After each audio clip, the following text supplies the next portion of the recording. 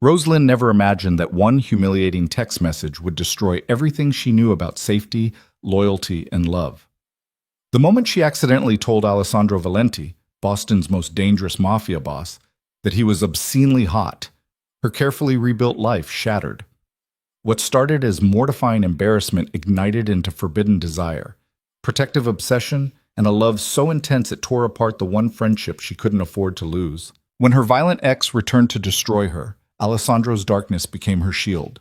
But choosing him meant betraying her best friend, risking everything, and stepping into a world where love could get you killed. If you want to see where this story goes, stay until the end, hit that like button, and comment what city you're watching from so I can see how far Rose's journey travels. Timban. Rosalind had learned to make herself invisible. It was a survival skill she'd perfected over 2 brutal years with Marcus Chen, a man whose love had felt like suffocation wrapped in expensive gifts and whispered threats. 6 months ago, she'd finally escaped. Therapy twice a week, a restraining order that felt as flimsy as paper, a new apartment in Cambridge with 3 deadbolts and a neighbor who checked on her too often, kindly invasive in a way that made Rose want to cry with gratitude. Tonight, standing in the gold-drenched ballroom of Boston's Fairmont Copley Plaza, Rose felt like she was breathing underwater. The charity gala was Leo's idea, Leonardo Valenti, her best friend since culinary school, the kind of friend who showed up at 3 in the morning with Thai food and terrible movies when the nightmares got too loud. His family was hosting the event, something about children's hospitals and tax-deductible generosity. Rose had tried to refuse, but Leo had those puppy dog eyes that made refusing him physically impossible. "You need to get out more," he'd insisted, adjusting her dress straps with the critical eye of someone who'd grown up around tailored suits and designer everything. "You can't hide in your apartment forever, Rosie. Marcus doesn't get to keep stealing your life."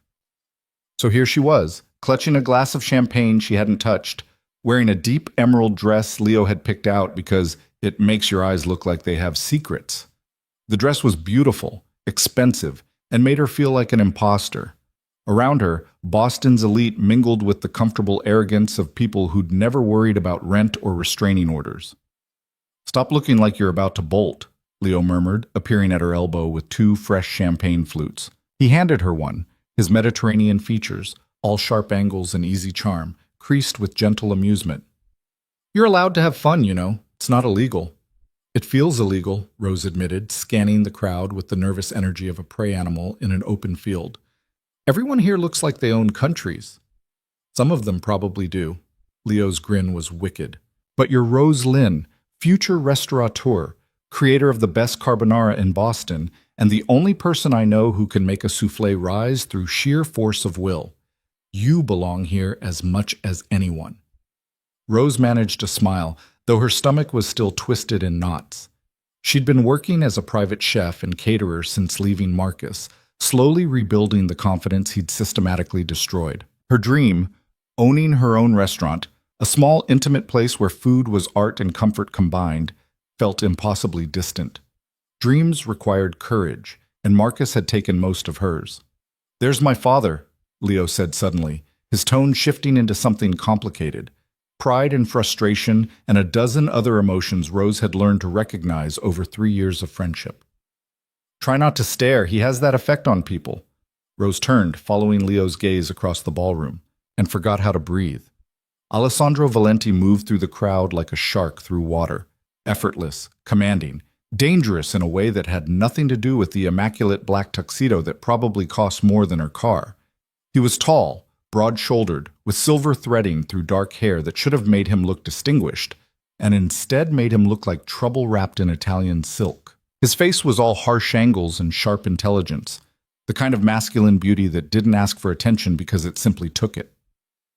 But it was his eyes that stopped Rose's heart. Dark, assessing, carrying the weight of someone who'd seen too much and forgotten nothing. They swept the room with the casual authority of ownership, and when they landed on Leo, something almost human flickered across that hard face. "He's intense," Rose managed, realizing too late that she'd been staring. "That's one word for it." Leo's voice held affection and exasperation in equal measure. "Alessandro Valenti, businessman, philanthropist, and professional intimidator of anyone stupid enough to cross him. He's brilliant, terrifying, and has exactly zero patience for small talk. Also, he thinks I'm wasting my potential working in restaurants instead of joining the family business. What business?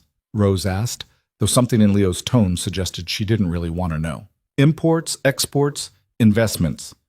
Leo's answer was smooth, practiced. Boring corporate stuff.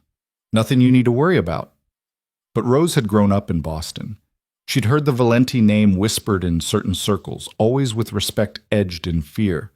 The family had money that went back generations, influence that reached into City Hall and beyond, and a reputation for handling problems with swift, permanent efficiency.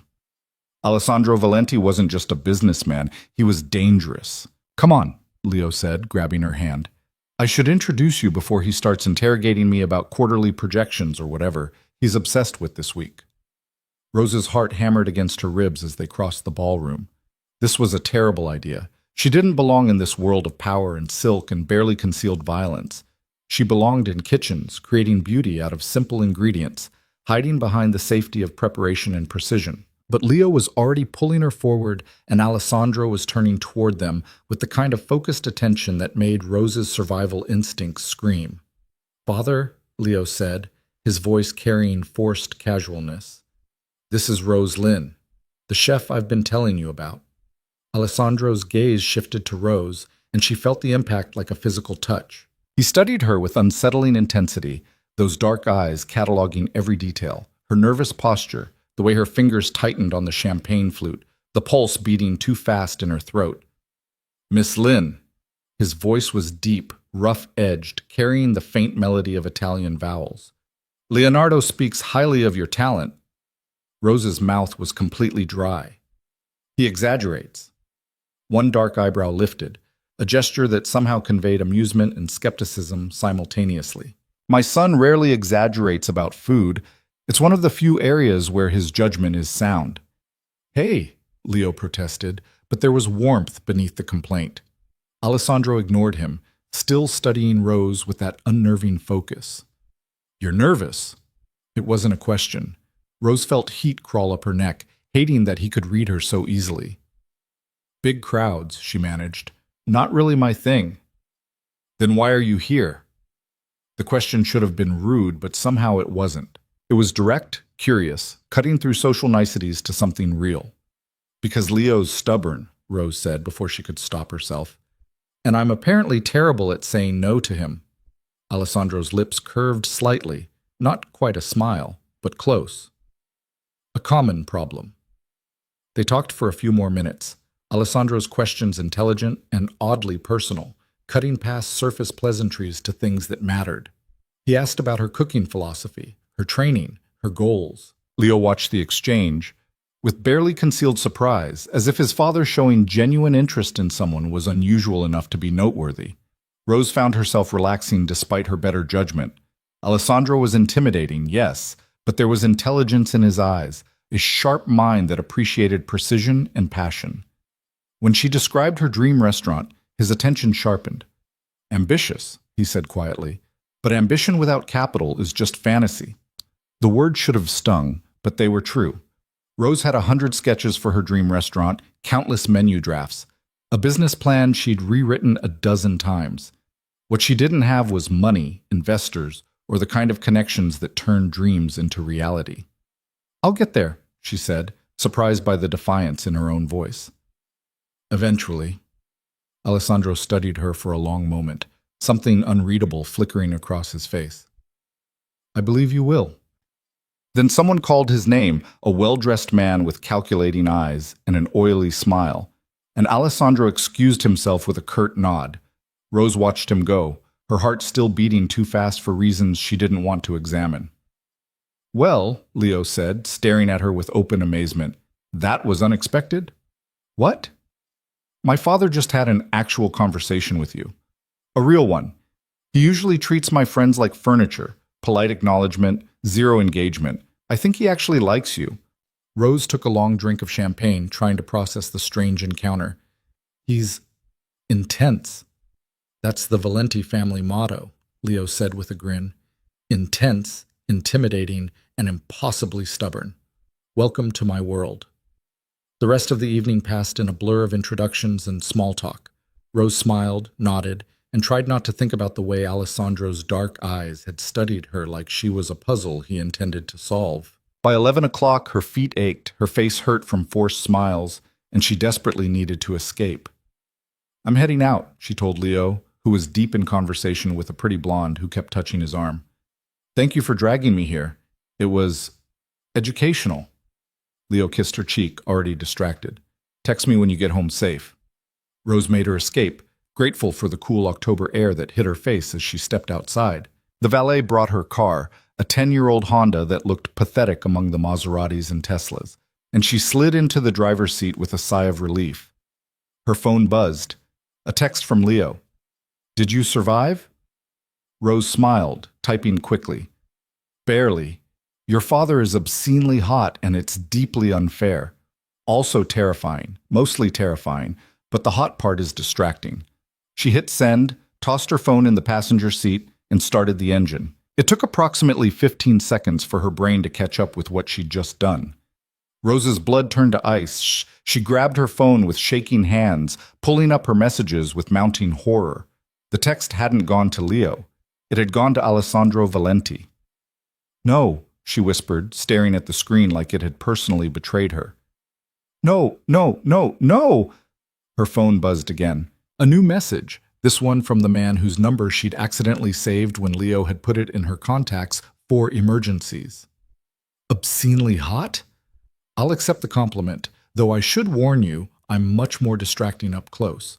Rose's face burned with mortification so complete she wanted to melt into the car seat and disappear. This couldn't be happening. This was a nightmare. She was going to wake up any second and discover this entire humiliating evening had been a stress dream. Her phone rang. Alessandro's name lit up the screen. Rose stared at it, paralyzed between terror and disbelief. What kind of person called after receiving an accidental thirst text? A normal person would ignore it, pretend it never happened, spare everyone the embarrassment. But Alessandro Valenti wasn't normal. Her finger moved before her brain could stop it, accepting the call. "Miss Lynn." His voice was dark honey, laced with amusement that made her want to die. "I believe you sent me something by mistake." "I am so sorry," Rose managed, her voice strangled with humiliation. "That was meant for Leo. Obviously. I didn't mean to—" "Didn't you?" The question stopped her cold. There was challenge in his tone, something dangerous and interested. Yes. No. Rose pressed her forehead against the steering wheel, wishing the earth would open and swallow her. "Can we please pretend this never happened? Where are you?" The abrupt question threw her. "What?" "Your location, Miss Lynn. Where are you right now?" Rose's survival instinct screamed warnings. "Why?" "Because I'm about to ask you to have a drink with me, and I'd prefer not to chase you across Boston." Her heart stopped. "A drink? Unless you're afraid." His tone carried lazy challenge, the kind designed to provoke. "I promise I don't bite. Usually." Rose should have said no, should have ended the call, blocked his number, and spent the rest of her life avoiding the Valenti family. This was dangerous. Not just because Alessandro was clearly powerful and probably criminal, but because when he spoke, something in her responded with interest that had nothing to do with safety or common sense. "I'm in the parking garage," she heard herself say. "Level 3. Don't move." He ended the call. Rose sat in her car, gripping the steering wheel like it was the only solid thing in a tilting world. What was she doing? This was insane. Alessandro Valenti was her best friend's father, potentially a criminal, definitely dangerous, and at least 20 years older than her. Having a drink with him was a catastrophically bad idea. The knock on her window made her jump.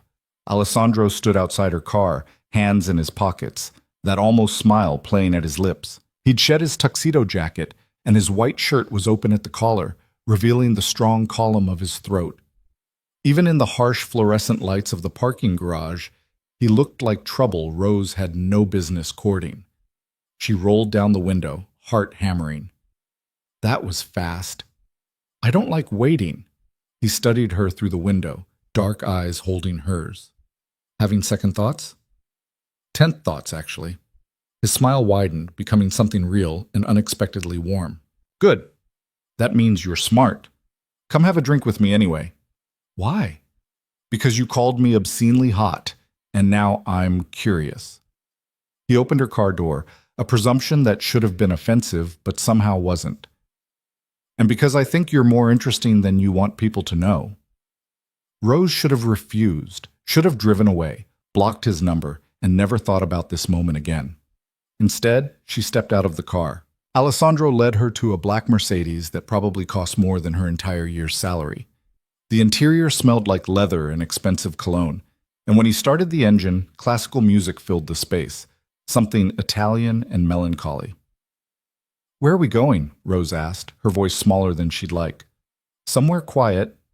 He pulled out of the garage with the easy confidence of someone who'd never questioned his right to any space he occupied. "Somewhere we can talk without my son's friends taking photos for social media." They drove through Boston's nighttime streets, the city glittering around them like scattered diamonds. Rose tried to regulate her breathing, tried to remember all the reasons this was dangerous. But sitting next to Alessandro felt oddly safe, like being in the eye of a storm, calm, protected, with chaos held at bay by pure force of will. He took her to a speakeasy in the North End, the kind of place with no sign and a door you'd walk past without noticing. Inside it was all dark wood and dim lighting, with a pianist playing something low and sultry. The bartender nodded at Alessandro with the respect of someone who knew exactly who he was. They settled into a corner booth, private and shadowed. Alessandro ordered whiskey neat. Rose asked for wine and tried not to think about how surreal this entire situation was. "So," Alessandro said, once their drinks arrived, "tell me why Leonardo's best friend is terrified of crowds and looks like she's ready to run at any moment." Rose's breath caught. Direct, too perceptive, cutting straight to vulnerabilities she'd tried to hide. "That's a very personal question for a first drink." "We're past pleasantries, Miss Lynn. You already told me I'm obscenely hot. We might as well be honest." Heat crawled up Rose's neck, but she met his gaze. "Fair point." She took a sip of wine, considering how much to reveal. Alessandro waited with the patience of someone accustomed to getting answers eventually. "I got out of a bad relationship 6 months ago," Rose finally said, the words coming easier than expected. "The kind where you forget who you were before. Leo helped me remember. Therapy helped more. But crowds still feel dangerous sometimes. Like I'm exposed." Alessandro's expression didn't change, but something flickered in his dark eyes. Recognition, maybe, or anger on her behalf. "The man who hurt you," he said quietly. "Does he still bother you?" Rose's fingers tightened on her wine glass. "There's a restraining order." "That's not what I asked." She met his gaze, seeing something dangerous and protective in those dark depths. "Sometimes he sends emails from fake accounts, shows up places he shouldn't be. Never enough to violate the order, but enough to remind me he's watching." Alessandro's jaw tightened, a muscle ticking beneath Olive's skin. "His name." "Why?" "Because men who hurt women need to be reminded of consequences." The words were soft, deadly, and completely sincere. Rose should have been frightened. Instead, she felt something loosen in her chest, a knot of fear she'd carried so long she'd forgotten it was there. "Marcus Chen," she said, surprised by her own honesty. "But you can't—" "I won't do anything you don't want me to do," Alessandro interrupted, his gaze holding hers. "But if he continues to bother you, I want to know." They talked for 2 hours, conversation flowing with unexpected ease. Alessandro asked about her culinary training, her inspiration, her dreams. Rose found herself revealing ambitions she rarely voiced, the restaurant she wanted to build, the community she wanted to feed, the legacy she wanted to create. Alessandro listened with focused intensity, asking intelligent questions, pushing her to articulate visions she'd kept vague and safe. "You're afraid of wanting things," he observed near midnight. "Why?" Rose stared into her wine glass, watching light refract through red liquid. "Because I wanted things with Marcus, a future, a partnership, respect. And he turned all of it into weapons. It's safer to want small things, achievable things." "That's not safety," Alessandro said quietly. "That's surrender." The words hit harder than they should have. Rose looked up, meeting his gaze. "And you never surrender?" "Never." His certainty was absolute, unshakable. Life is too short and too brutal to settle for less than what sets your soul on fire. Even when wanting things is dangerous? Alessandro's smile was sharp, dangerous, and entirely too attractive. Especially then. They left the speakeasy near 1 in the morning, stepping into October cold that bit through Rose's thin dress. Before she could shiver, Alessandro shrugged out of his jacket and draped it over her shoulders. The gesture was old-fashioned, protective, and made her pulse race. "Thank you," she managed, "for the drink, and the conversation, and not making the obscenely hot thing more mortifying than it already was." Alessandro stepped closer, close enough that Rose had to tilt her head back to meet his eyes. He was tall, broad, radiating heat and danger, and something that made her breath catch. "For the record," he said quietly, his voice rough silk in the darkness, "the feeling is entirely mutual." Rose's heart stopped. "What? You think I didn't notice you the moment you walked into that ballroom?" Alessandro's hand came up, his thumb brushing her cheekbone with devastating gentleness. "You think I have 2-hour conversations with everyone who accidentally texts me?" Rose couldn't form words, couldn't think past the way he was looking at her, dark eyes holding secrets and promises. "This is complicated," Alessandro continued, his thumb tracing the curve of her jaw. "You're Leonardo's best friend. You're young. You're rebuilding your life. I should walk away right now and forget this night happened." "Should you?" Rose's voice came out breathless. "Yes," he smiled, slow and dangerous. "But I've never been particularly good at doing what I should." He kissed her. Not soft, not tentative. A claiming kiss that stole her breath and set her blood on fire. His hand cupped the back of her neck, holding her steady as he took her mouth with devastating skill. Rose made a sound she'd never heard herself make, her hands fisting in his shirt, pulling him closer even as her brain screamed warnings. When Alessandro finally pulled back, they were both breathing hard. "That was a terrible idea," Rose whispered. "Absolutely." He pressed his forehead to hers, dark eyes holding her captive. "Are you going to let me do it again?" Rose should have said no, should have run, protected herself, chosen safety over this dangerous attraction. Instead, she kissed him back. They stood in that dark Boston street, the city sleeping around them, kissing like teenagers and disaster waiting to happen. Alessandro's hands were gentle and possessive, holding her like she was precious and breakable in his. Rose forgot about fear, forgot about consequences, forgot everything except the way he made her feel, wanted, protected, alive. When they finally broke apart, Alessandro kept her close, his voice rough. "I'm going to drive you home, and then I'm going to get your number. And tomorrow, I'm going to call you and ask you to dinner." "What about Leo?" Rose managed. Alessandro's expression darkened. "What about him?" "He's my best friend. And your son. We can't." "We can." Alessandro's certainty was absolute. "And we will. But carefully. Until we're sure this is more than one perfect night." He drove her back to her car, then followed her home to make sure she arrived safely. Before she got out, he programmed his real number into her phone. "Text me when you're inside," he ordered, with all 3 deadbolts locked. But Rose wanted to ask how he knew about the deadbolts, but she suspected she knew the answer. Alessandro Valenti made it his business to know things. She watched him drive away, then climbed the stairs to her apartment in a daze. Inside, she locked all 3 deadbolts, changed into pajamas, and stared at her phone for 10 full minutes before texting. "Home safe, all deadbolts engaged." This was insane. His response came immediately. "Insanity suits you. Sleep well, Rose." Rose fell into bed, Alessandro's jacket still wrapped around her shoulders, smelling like expensive cologne and dangerous promises. She didn't sleep at all. Tomorrow she'd have to figure out how to tell her best friend that she'd kissed his father. Tomorrow she'd have to face the consequences of wanting something, someone, who could destroy the fragile peace she'd built. But tonight, lying in the darkness with her heart still racing, Rose let herself feel something she'd thought Marcus had killed forever. Hope. And hunger, and the terrifying, exhilarating possibility that maybe, just maybe, she deserved to want dangerous, complicated, impossible things. Even if they came wrapped in Italian suits and dark eyes that saw straight through her carefully constructed walls. Especially then. Alessandro called at exactly 9 the next morning. Rose stared at her phone, heart hammering against her ribs as his name lit up the screen.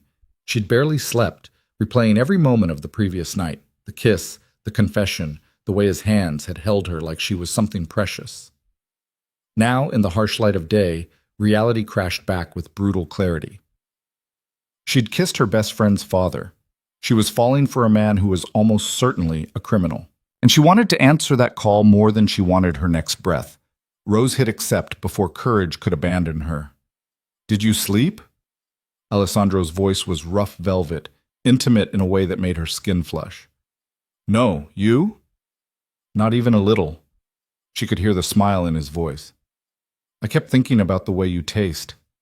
Heat crawled up Rose's neck, pooling low in her stomach. "That's not fair." "Nothing about this is fair, Tesoro." The Italian endearment rolled off his tongue like sin. "Dinner tonight, 7 o'clock. I'll pick you up." Rose gripped the phone tighter, trying to find the strength to be sensible. "Alessandro, we need to talk about everything, I know." His voice softened, losing some of its command. "We'll talk about Leo, about what this means, about all the very good reasons we should stop before we start. But first, let me feed you. Let me prove this is more than chemistry and bad decisions." Rose closed her eyes, warring with herself. The smart choice was obvious. End this now, before anyone got hurt, before she destroyed her friendship with Leo and got tangled up with a dangerous man she barely knew.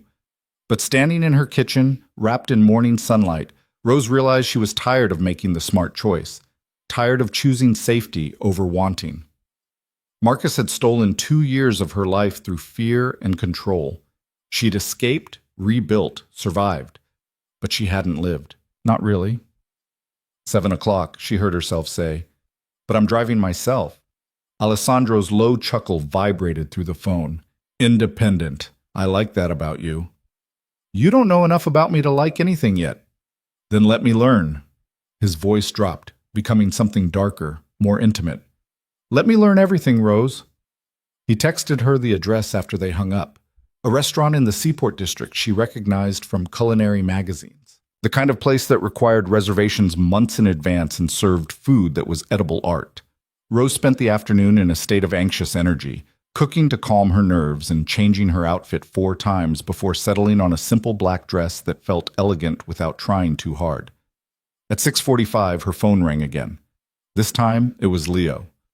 Rose's stomach dropped as guilt crashed through her. She'd been so consumed with Alessandro that she'd barely thought about the consequences, the betrayal, the impossible position she was putting herself in. "Hey," she answered, trying to sound normal. "Emergency," Leo said, his voice strained. "I need your carbonara recipe, right now. Client dinner tomorrow, and I promised them the best pasta in Boston." Rose exhaled relief so sharp it made her dizzy. "The secret is... Wait, why do you sound weird?" Leo's attention sharpened with the terrifying perception of someone who knew her too well. "What's wrong?" "Nothing. I'm just..." Rose scrambled for a plausible lie. "Getting ready to go out." "Out? Like, out? Leo's surprise was almost comical. "With who? Please tell me you're dating again. Please tell me you're not spending another Saturday night testing pie recipes alone." Rose's throat tightened. This was the moment to confess, to tell him the truth before things went too far. But the words wouldn't come. Instead, she heard herself say, "Just dinner with someone. It's new. Probably nothing." "Rosie," Leo's voice filled with warm approval. "That's amazing. You deserve this. You deserve someone who treats you like you're magic." The words were knives, each one cutting deeper. Rose pressed her free hand against her stomach, fighting nausea. "I'll text you the carbonara recipe," she managed. "I have to finish getting ready." After she hung up, Rose stared at her reflection in the mirror. Her eyes were too bright, her cheeks flushed with guilt and anticipation. She looked like a woman on the edge of something dangerous, something that could destroy everything safe she'd built. She went anyway. The restaurant was elegant understatement, exposed brick, soft lighting, tables spaced far enough apart for real privacy. Alessandro was already there, seated at a corner table with sight lines to both entrances. He stood when he saw her, and Rose's breath caught at the picture he made in charcoal gray suit and black shirt, no tie, looking like wealth and danger and every bad decision she'd ever wanted to make. You came, he said quietly, as if he'd genuinely worried she wouldn't. Did you doubt I would? I hoped you wouldn't. Alessandro pulled out her chair with old-world courtesy that should have felt antiquated, but instead felt cherished. The smart choice was staying home. Coming here means you're as reckless as I am. Rose settled into her seat, meeting his dark gaze. Maybe I'm tired of being smart. Something heated in Alessandro's eyes, but before he could respond, their server appeared, a young woman who treated Alessandro with the careful deference of someone who knew exactly who he was. They ordered wine, appetizers Rose couldn't focus on, and then they were alone again in their private corner. Tell me about your restaurant, Alessandro said, skipping pleasantries entirely. The one you're going to build. What does it look like? Rose blinked at the directness. Most people asked polite questions about her catering business, her training, surface things. Alessandro wanted deeper. Small, she said slowly, the vision forming as she spoke. Maybe 30 seats. Intimate, the kind of place where the kitchen is visible, where food is theater but also comfort. I want seasonal menus that change based on what's best, what's fresh. And I want... She hesitated, suddenly self-conscious. What? Alessandro leaned forward, complete attention focused on her. Tell me. A community table, Rose continued, the words coming faster. One night a week where anyone can eat, regardless of whether they can pay. Because food is love and connection, and everyone deserves that. Everyone deserves to feel cared for. Alessandro studied her for a long moment, something unreadable moving across his face. You're not building a restaurant, you're building a sanctuary. The observation was so accurate it made Rose's chest tight. Is that naive? It's beautiful. Alessandro reached across the table, his fingers brushing hers. And it's going to happen, Rose. I'll make sure of it. I don't want your money, Rose said quickly, pulling her hand back. I appreciate the gesture, but I need to do this myself. I need to earn it. Instead of looking offended, Alessandro smiled. A real smile that transformed his harsh features into something almost boyish. Then I'll help you earn it. Connections, advice, opportunities. Nothing you don't work for. But I have resources, Rose, and I want to use them to watch you build something extraordinary. Their food arrived, each course a masterpiece of technique and presentation.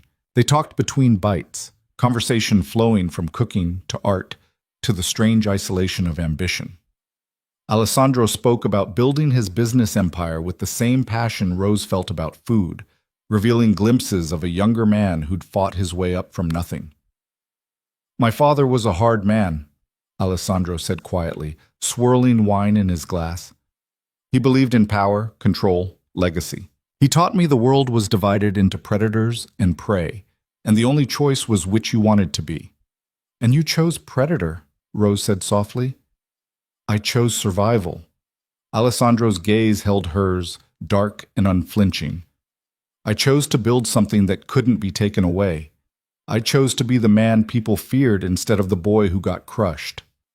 Rose heard the echo of her own survival in his words, the way trauma shaped choices, the way pain built walls. What would you have chosen if you weren't afraid? The question clearly surprised him. Alessandro set down his wine glass, studying her with new intensity. No one's ever asked me that. I'm asking now. Music, he said finally, the admission seeming to cost him something. I wanted to be a pianist, concert halls and compositions and creating beauty instead of... He stopped, jaw tightening. Instead of what? Rose pressed gently.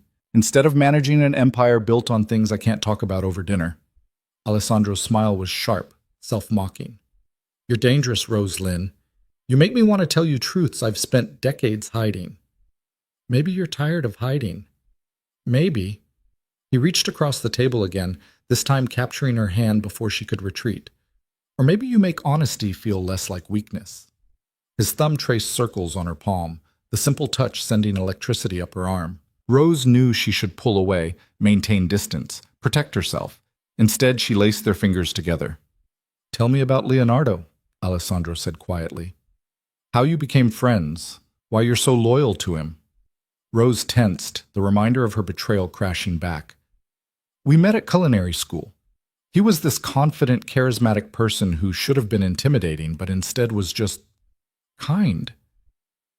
When Marcus, when things got bad, Leo was the one who showed up, who helped me pack my apartment at 3 in the morning, who sat with me through panic attacks and never once made me feel broken. He loves you, Alessandro observed. As a friend, Rose said quickly. Leo and we're not like that. We never have been. I know. Alessandro's certainty was absolute. My son falls in love easily and often, usually with people who appreciate his charm more than his substance. You're different. You see him clearly and love him anyway. That's rare. He's going to hate us, Rose whispered, voicing the fear that had been growing all evening. When he finds out, he's going to feel betrayed by both of us. Alessandro's expression hardened, determination replacing warmth. Then we'll deal with his anger, together. But I'm not walking away from this, Rose. I'm not walking away from you. You don't even know me. I know enough. He stood abruptly, still holding her hand, and pulled her up with him. Come with me. Where? Somewhere we can talk without servers interrupting every 5 minutes. Alessandro threw cash on the table, far more than the bill required, and led Rose out of the restaurant. His Mercedes was waiting with the valet, and within minutes they were driving through Boston's nighttime streets. Where are we going? Rose asked again, heart hammering. My place. Alessandro glanced at her, reading the tension in her posture. Just to talk, Tesoro. I want to show you something. But if you're uncomfortable, I'll take you back to your car right now. Rose should have been uncomfortable. Should have demanded he turn around, should have protected herself from the intimacy of entering his private space. But curiosity and something deeper, trust she had no logical reason to feel, kept her silent. They drove to Beacon Hill, where old money lived behind brick facades and iron gates. Alessandro's building was understated elegance, the kind of place where doormen wore suits and knew better than to ask questions. He led Rose through a lobby of marble and old-world charm, then into an elevator that required a key to access the penthouse. The doors opened directly into his apartment. Rose stepped into a space that stole her breath, floor-to-ceiling windows overlooking the city, hardwood floors covered in Persian rugs, furniture that managed to be both expensive and comfortable. But what caught her attention was the piano, a Steinway grand, black and gleaming, positioned near the windows like an altar. You still play? Rose said softly. Alessandro moved to the piano, his fingers trailing over the keys without pressing down. When I can't sleep, when the weight of everything I've built becomes too heavy, music is the only thing that still feels clean. Rose crossed to him, drawn by the vulnerability in his voice. Play something for me. Rose, please. Alessandro studied her for a long moment, then sat at the bench. His hands hovered over the keys for several heartbeats before descending, and suddenly the apartment filled with music, something Italian and heartbreaking, melody and minor chords that spoke of longing and loss and beauty, too painful to bear. Rose watched his hands move across the keys with the same precision and passion she brought to cooking, watched his face soften into something unguarded and achingly human. This wasn't the dangerous businessman or the intimidating mafia boss. This was just Alessandro creating beauty because he had to, because music was the language of everything he couldn't say. When the last notes faded, silence filled the space like a held breath. That was Ludovico Einaudi, Alessandro said quietly, still staring at the keys. I saw him perform in Milan when I was 17. It was the night I decided music would save me or destroy me. What happened? My father found out I'd skipped a business meeting to attend the concert. He took the decision out of my hands. Rose's heart twisted at the carefully neutral words that hid so much pain. She moved closer, standing beside the bench. I'm sorry. Don't be. Alessandro looked up at her, dark eyes holding ghosts. That night taught me everything about power and choice, about what happens when you want something you're not allowed to have. The parallel wasn't subtle. Rose felt it land between them, heavy with meaning. Is that what I am? She asked softly. Something you're not allowed to have? Alessandro stood, the movement bringing him close enough that Rose had to tilt her head back to meet his gaze. You're something I shouldn't want, shouldn't pursue, shouldn't risk everything I've built to claim. But I want you anyway. His hand came up, cupping her face with devastating gentleness. I want you with a hunger that terrifies me, and I'm too old and too selfish to walk away just because it's complicated. Rose's breath caught. What are we doing, Alessandro? Something reckless. He leaned down, his forehead touching hers. Something that might destroy us both. But for the first time in 30 years, I don't care about consequences. I only care about you. Rose knew she should run, should protect her heart and her friendship and the fragile peace she'd built. But standing in Alessandro's arms, breathing in his scent, feeling his heartbeat against her palms where they pressed against his chest, running felt impossible. Kiss me, she whispered. Alessandro's mouth claimed hers with barely restrained hunger, his hands tangling in her hair as he pulled her closer. Rose gasped against his lips, her body igniting at the contact. This wasn't the controlled kiss from the night before. This was desperation and need and the breaking of every wall they'd both built. Alessandro walked her backward until her legs hit a couch, and they tumbled onto it together, mouths never breaking contact. His hands traced her curves with reverent possession, learning her shape like musicians learned music, by feel and instinct and complete focus. Tell me to stop, Alessandro breathed against her throat, his teeth grazing her pulse point. Tell me this is too fast and I'll stop. Rose arched into his touch, her fingers gripping his shoulders. Don't stop. Don't you dare stop. He didn't. They moved together with increasing urgency, clothes becoming obstacles, skin becoming necessity. Alessandro touched her like she was precious and breakable in his, each caress designed to unravel her completely. Rose had never felt so wanted, so thoroughly claimed, so absolutely safe while doing something completely reckless. When they finally came together, it was with gasps and whispered confessions, and the shattering of every defense Rose had carefully maintained. Alessandro held her through it, his voice rough with Italian endearments, his hands gentle, even as his body moved with devastating precision. Afterward, they lay tangled together on his couch, breathing hard, hearts racing in synchronized rhythm. That was a mistake, Rose whispered, though she made no move to leave his arms. Alessandro's chest rumbled with dark laughter. The best mistake I've ever made. Rose tilted her head back to look at him, finding his dark eyes soft with satisfaction and something deeper. We can't tell Leo, not yet, not like this. Alessandro's expression hardened slightly. I won't hide you. I'm not asking you to hide me. I'm asking you to give me time. Rose pressed her palm against his chest, feeling his heartbeat. Leo deserves better than finding out his best friend is sleeping with his father because I couldn't control myself around you. You're not the only one who lost control. Alessandro captured her hand, bringing it to his lips. But you're right. We tell him together, when we're sure this is... He stopped, and Rose finished the thought. When we're sure this is real, and not just chemistry and bad timing. It's real, Alessandro said with absolute certainty. But Leonardo needs to see that before he forgives us. They stayed like that for a while, wrapped in each other and the knowledge that consequences were coming. Eventually Rose stirred, reaching for her scattered clothes. I should go home. Stay. Alessandro's arms tightened around her. Stay tonight. Let me wake up with you at least once before reality crashes back. Rose wanted to. Wanted it so badly her chest ached with longing. But she forced herself to pull away, to dress, to rebuild the armor she'd let him strip away. If I stay, we'll never figure out how to do this carefully, she said softly. And careful is the only way this doesn't destroy everything. Alessandro watched her dress with hungry eyes, but didn't argue. He drove her back to her car in silence, heavy with unspoken words. And when they arrived, he kissed her one more time, slow and deep and full of promises. Dinner tomorrow, he said against her lips.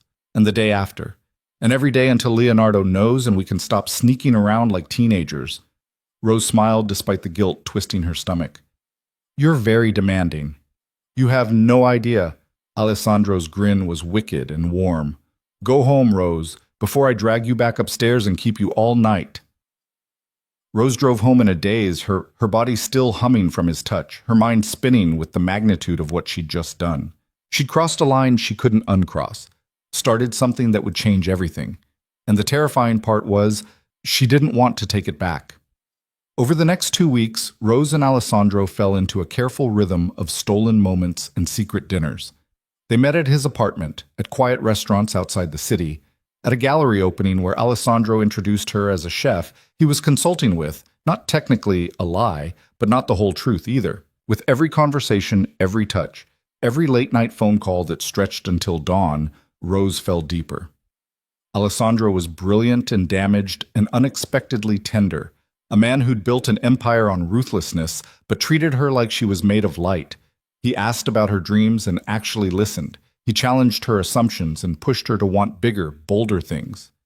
He made her feel brave, but the guilt was growing too. Every time Leo called, every time he mentioned his father in passing, every casual reference to family dinner, Rose felt the weight of her deception like stones in her stomach. She was lying by omission, hiding something that would devastate her best friend, and the longer it continued, the worse the betrayal became. "We have to tell him," Rose said one night, lying in Alessandro's arms after another evening that had started with dinner and ended with them tangled in his sheets. "I can't keep lying to him." Alessandro's hand traced lazy patterns on her bare shoulder. "I know. Soon." "When is soon?" "When I'm sure he won't convince you to leave me." Alessandro's voice held rare vulnerability. "When I'm sure we're strong enough to survive his anger." Rose propped herself up on her elbow, studying his face in the dim light. "You really think he could convince me to leave?" "Leonardo is your family, Rose, the person who saved you when you needed saving most. If he asks you to choose—" Alessandro's jaw tightened. "I won't let you go without a fight, but I won't make you choose either." "It won't come to that," Rose said, trying to convince herself as much as him. "Leo loves us both. He'll be hurt and angry, but he'll understand eventually." Alessandro pulled her down for a kiss that tasted like desperation and hope. "You have more faith in my son's capacity for forgiveness than I do." The next day, Leo called with an invitation Rose couldn't refuse without raising suspicion. "Family dinner at my dad's place tomorrow night," Leo said, excitement clear in his voice. "He's actually cooking, which is basically a miracle. You have to come. I need someone there who appreciates good food and can keep me from arguing with him about the restaurant." Rose's blood turned to ice. "I don't think—" "Please, Rosie. My dad's been in this weird good mood lately, and I want to capitalize on it before he goes back to being his usual intense self. Besides, he specifically asked me to invite you. I think you made an impression at the gala." Rose closed her eyes, nausea rising in her throat. She was going to have to sit at Alessandro's table, eat his food, and pretend she hadn't spent the last 2 weeks falling in love with him while lying to her best friend about it. "Okay," she heard herself say. "What time?" That night, Alessandro called, his voice tight with barely controlled frustration. "Leonardo told you about dinner?" "Yes." Rose paced her apartment, phone pressed to her ear. "We should tell him before, not ambush him at a family dinner." "Agreed." Alessandro exhaled heavily. "Come early tomorrow. We'll tell him together before dinner, no more hiding." Rose's heart hammered against her ribs. "He's going to hate us." "Probably." Alessandro's voice softened. "But we'll survive it, together." The next evening, Rose drove to Alessandro's building with her stomach in knots and her hands shaking on the steering wheel. She was about to destroy her best friend's trust, possibly lose the most important friendship in her life, all because she'd fallen for a man she'd known less than a month. Alessandro met her at the elevator, pulling her into his arms the moment the doors closed. "It's going to be okay," he murmured into her hair. "I promise you, Tesoro, we'll get through this." Rose clung to him, drawing strength from his certainty. When the elevator doors opened, they walked into his apartment hand in hand. Leo was already there, standing at the windows with a glass of wine, and he turned when he heard them enter. His smile died the moment he saw their joined hands. "What?" Leo's gaze moved from Rose to Alessandro and back again, confusion giving way to comprehension, and then to something that looked like betrayal. "No, tell me this isn't what it looks like." Rose's throat closed, words dying before they could form. Alessandro's hand tightened on hers. "Leonardo," Alessandro started, his voice calm and steady. "We need to talk." But Leo was already backing away, his face white with shock and hurt. "How long?" 2 weeks, Rose managed, her voice breaking. "Leo, I'm so sorry. I wanted to tell you." 2 weeks? Leo's laugh was harsh, painful. You've been sneaking around behind my back for 2 weeks? Both of you? We were going to tell you tonight, Alessandro said quietly. We wanted to be sure before you destroyed my entire relationship with both of you? Leo's voice cracked, raw emotion breaking through. She's my best friend, Dad. My best friend. And you're supposed to be... He stopped, unable to finish the sentence, and the silence that followed was devastating. Rose stepped forward, tears streaming down her face. Leo, please, let me explain. This wasn't planned. We didn't mean for it to happen. But it did happen. Leo's eyes were wet, his hands shaking as he set down his wine glass before he dropped it. You let it happen, both of you. While I talked about how happy I was that you were dating again, how much you deserved someone good, you were sleeping with my father. The words landed like blows. Rose flinched, guilt crushing her chest until she couldn't breathe. I love her, Alessandro said quietly, and the confession made Leo's head snap up. I know that doesn't fix the betrayal. I know it doesn't excuse the lying, but I need you to know this isn't casual for either of us. I love her, Leonardo, and I'm not apologizing for that. Leo stared at his father with something that looked like heartbreak. You love her? Yes. And you? Leo turned to Rose, his voice barely above a whisper. Do you love him? Rose met her best friend's eyes, saw the pain and betrayal there, and knew there was only one answer that mattered now. The truth. Yes, she whispered. I love him. Leo closed his eyes, a single tear tracking down his cheek. When he opened them again, his expression had shuddered, becoming cold and distant. Then I guess there's nothing left to say. He moved toward the elevator, each step deliberate and final. I need time. I can't look at either of you right now. Leo, wait! Rose started after him, but Alessandro caught her arm. Let him go, he said gently. Give him time to process. The elevator doors closed on Leo's devastated face, and Rose collapsed against Alessandro, sobs tearing from her throat. I just lost him, she gasped between tears. I lost my best friend. Alessandro held her while she broke apart, his own voice rough with emotion. No, you didn't lose him. He's hurt and angry, but he's not gone. We'll fix this, Rose. We'll make it right. But as Rose cried in Alessandro's arms, she wasn't sure anything could be fixed. She'd chosen love over loyalty, passion over friendship, and the cost was higher than she'd imagined. Outside, night fell over Boston, and somewhere in the city, Leo was learning what betrayal felt like when it came from the people you trusted most. And Rose could only hope that eventually, somehow, he might learn to forgive them. The days following Leo's discovery passed in a fog of grief and determination. Rose threw herself into work with manic energy, accepting every catering job offered, working 16-hour days in kitchens that weren't hers, creating beauty out of butter and flour because it was the only thing that still made sense. But the exhaustion couldn't erase the hollowness in her chest where her best friend used to live. Leo's silence was deafening. No returned calls, no answered texts, nothing but the cold absence where warmth and laughter had been. Rose sent him messages anyway, pouring out apologies and explanations he never acknowledged. Each unanswered text felt like another nail in the coffin of their friendship. Alessandro handled Leo's rejection differently.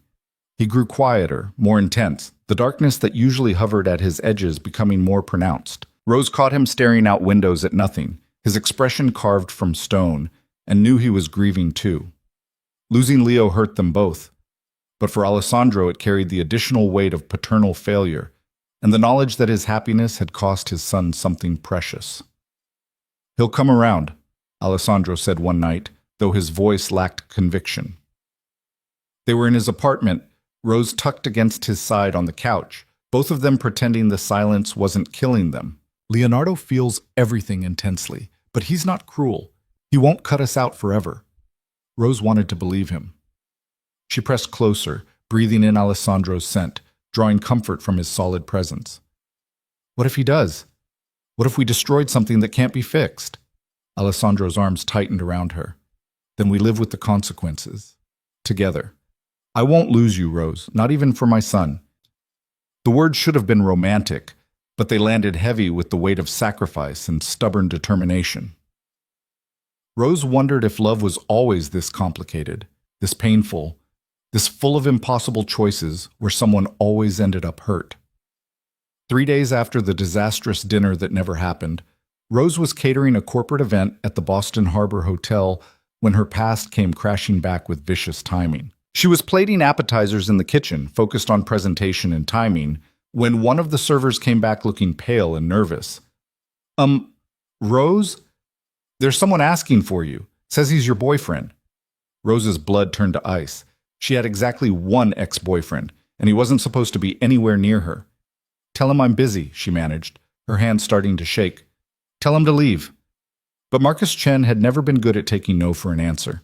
He appeared in the kitchen doorway moments later, handsome and smiling and radiating the charming menace that had taken Rose far too long to recognize as danger. He'd always been beautiful in that calculated way. Designer clothes, perfect hair, the kind of smile that made you feel special right up until you realized it was a weapon. "Rose," his voice was warm, honey, laced with poison. "You look incredible. I've missed you." Rose's hands were shaking so badly she had to set down the knife before she dropped it. Around her, the kitchen staff had gone quiet, tension crackling through the air like static electricity. "You need to leave," Rose said, proud that her voice only trembled slightly. "Now, or I'm calling the police." Marcus's smile never wavered, but his eyes went cold. "Come on, baby. Don't be dramatic. I just want to talk. 5 minutes. You owe me that much." "I don't owe you anything." Rose forced herself to stand taller, to meet his gaze even though every instinct screamed to run.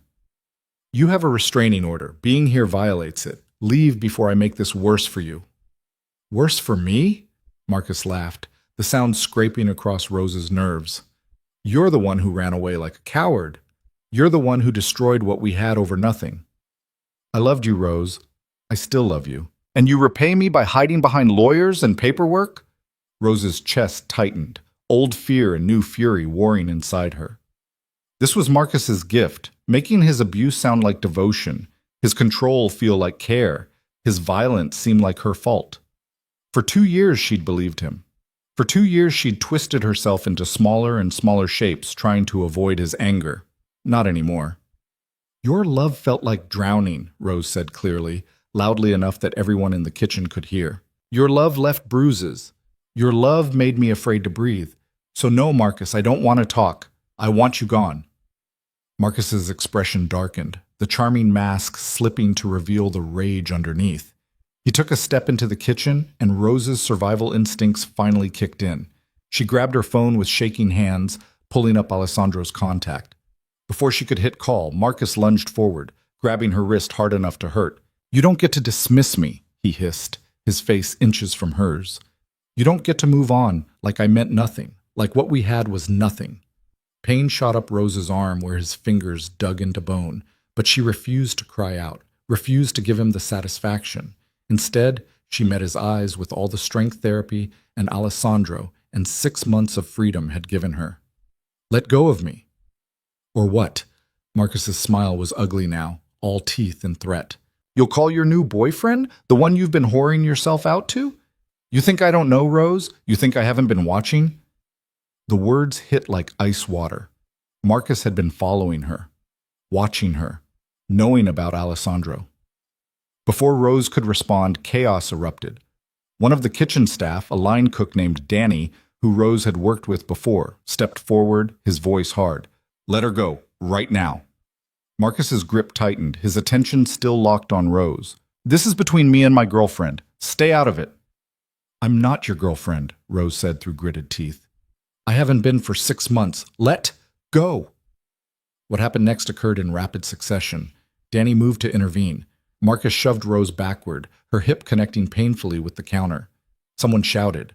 Rose's phone hit the floor, the screen cracking on impact. And then the kitchen doors burst open, and Alessandro Valenti walked in like vengeance personified. Rose had never seen him like this. The businessman, the philanthropist, the cultured man who played piano and spoke in Italian endearments, all of it was gone, stripped away to reveal something primal and terrifying underneath. His dark eyes locked on Marcus's hand still gripping Rose's wrist, and his expression went absolutely murderous. "Get your hands off her." Alessandro's voice was quiet, deadly, carrying the kind of authority that made grown men think twice. "Now."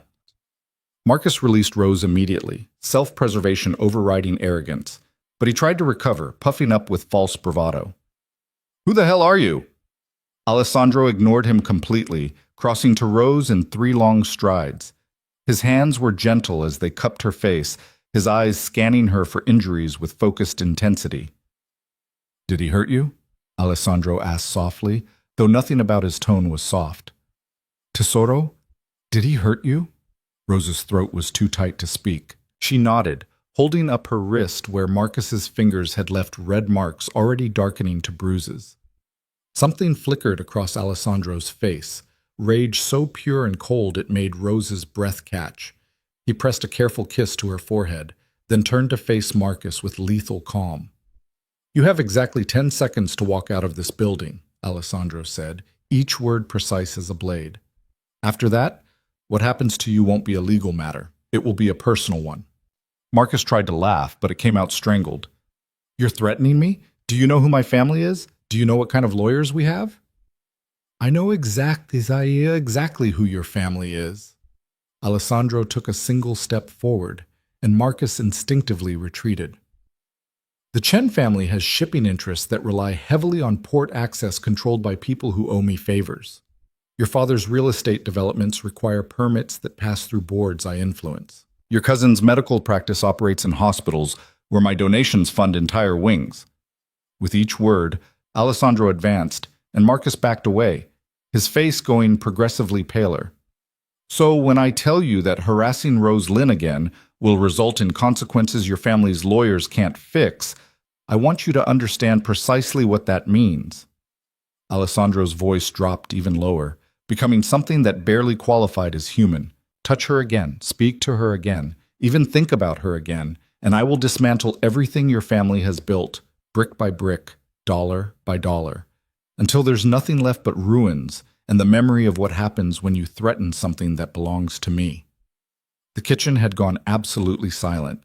Even the industrial fan seemed to have stopped humming, the entire world holding its breath. Marcus stumbled backward, his bravado completely shattered. "You can't. You're insane." "I'm protective." Alessandro's smile was all teeth and zero warmth. "Now get out. And if you're smart, you'll convince your lawyers that dropping the appeal on the restraining order is in everyone's best interest." Marcus fled. Actually turned and ran, nearly tripping over his own feet in his rush to escape. The kitchen doors swung shut behind him, and the spell broke. Staff members exhaled collectively, returning to work with the studied determination of people pretending they hadn't just witnessed something that would make an excellent story later.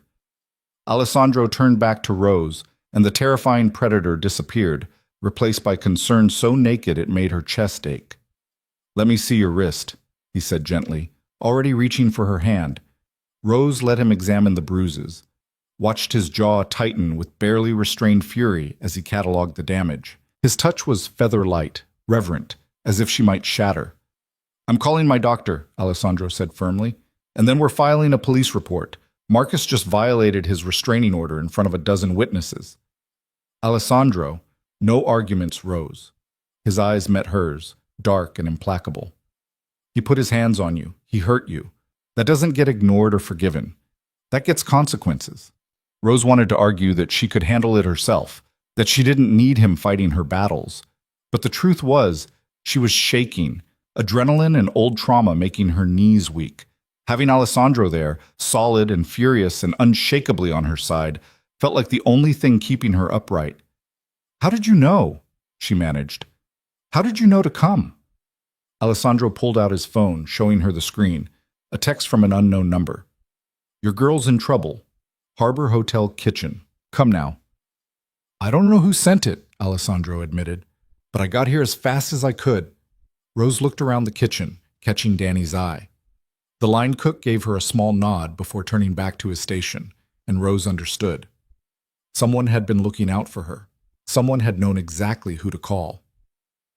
Alessandro drove her home after the police had taken statements and Marcus had been officially arrested for violating the restraining order. Rose sat in the passenger seat of his Mercedes, wrapped in his jacket, watching Boston blur past the windows. "Stay with me tonight," Alessandro said quietly. "I don't want you alone after this."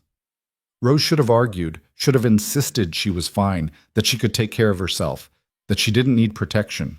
But the truth was she felt hollowed out and shaky, and the thought of being alone in her apartment with 3 deadbolts that suddenly didn't feel like enough made her want to cry. "Okay," she whispered. Alessandro's apartment felt like a sanctuary after the chaos of the evening. He settled Rose on the couch with wine and blankets, then disappeared into his bedroom. When he returned, he was carrying a first aid kit and moving with the careful efficiency of someone who'd treated injuries before. "This will help with the bruising," he said softly, applying arnica gel to her wrist with gentle fingers. "And I want you to ice it for 20 minutes before bed." Rose watched him work, this dangerous man being so careful with her broken pieces. "You scared me tonight." Alessandro's hands stilled. "I scared you?" "The way you looked at Marcus.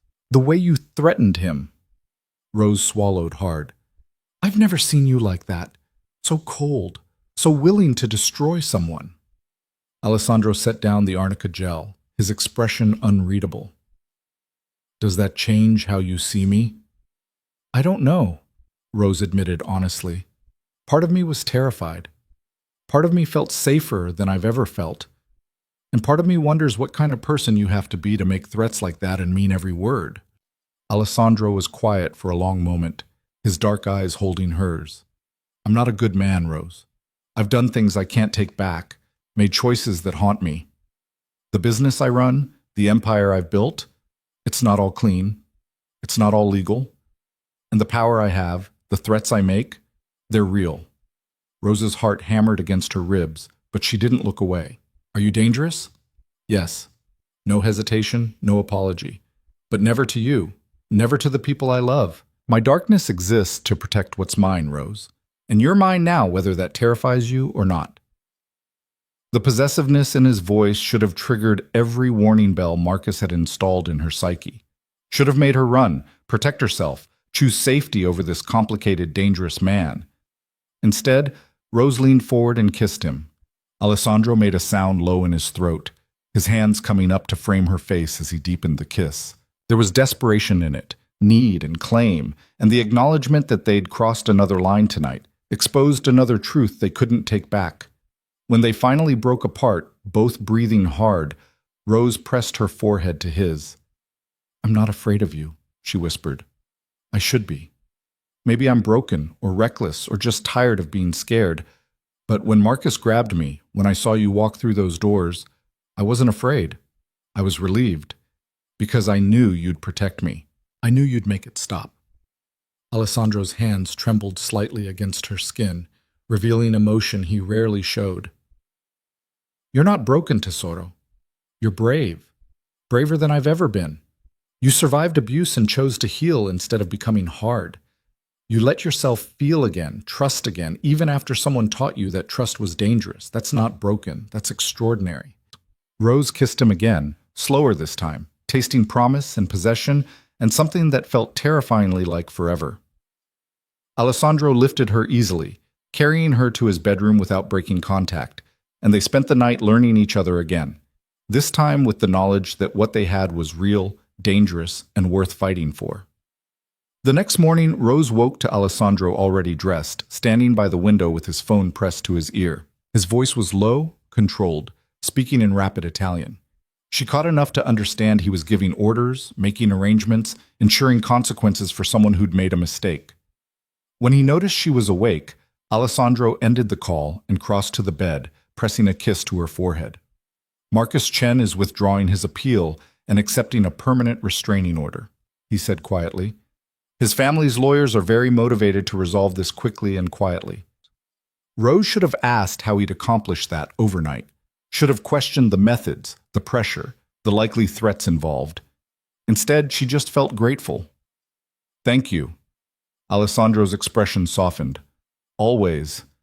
Anyone who hurts you answers to me, Rose. That's not negotiable." They had breakfast together, Alessandro making coffee while Rose attempted pancakes in his pristine kitchen, It felt domestic and normal and achingly right, like they'd been doing this for years instead of weeks. Rose found herself imagining mornings like this stretching into the future, the two of them navigating life together, building something real. But the shadow of Leo's absence hung over everything, a constant reminder of what their happiness had cost. "I need to try talking to him again," Rose said as she flipped pancakes. "Leo deserves better than radio silence from both of us." Alessandro leaned against the counter, watching her work. "He won't answer." "Maybe not, but I have to try." Rose plated the pancakes, drowning them in maple syrup the way Leo always did. "He's your son, Alessandro, and he's my best friend. We can't just give up on him." "I don't want to give up on him." Alessandro's voice was rough with emotion he rarely showed. "But I also won't give up on you. And if Leonardo forces me to choose, he won't." Rose crossed to him, syrup-sticky fingers reaching for his hand. "He's hurt and angry, but Leo's not cruel. He'll come around. We just have to give him time and space and proof that this is real."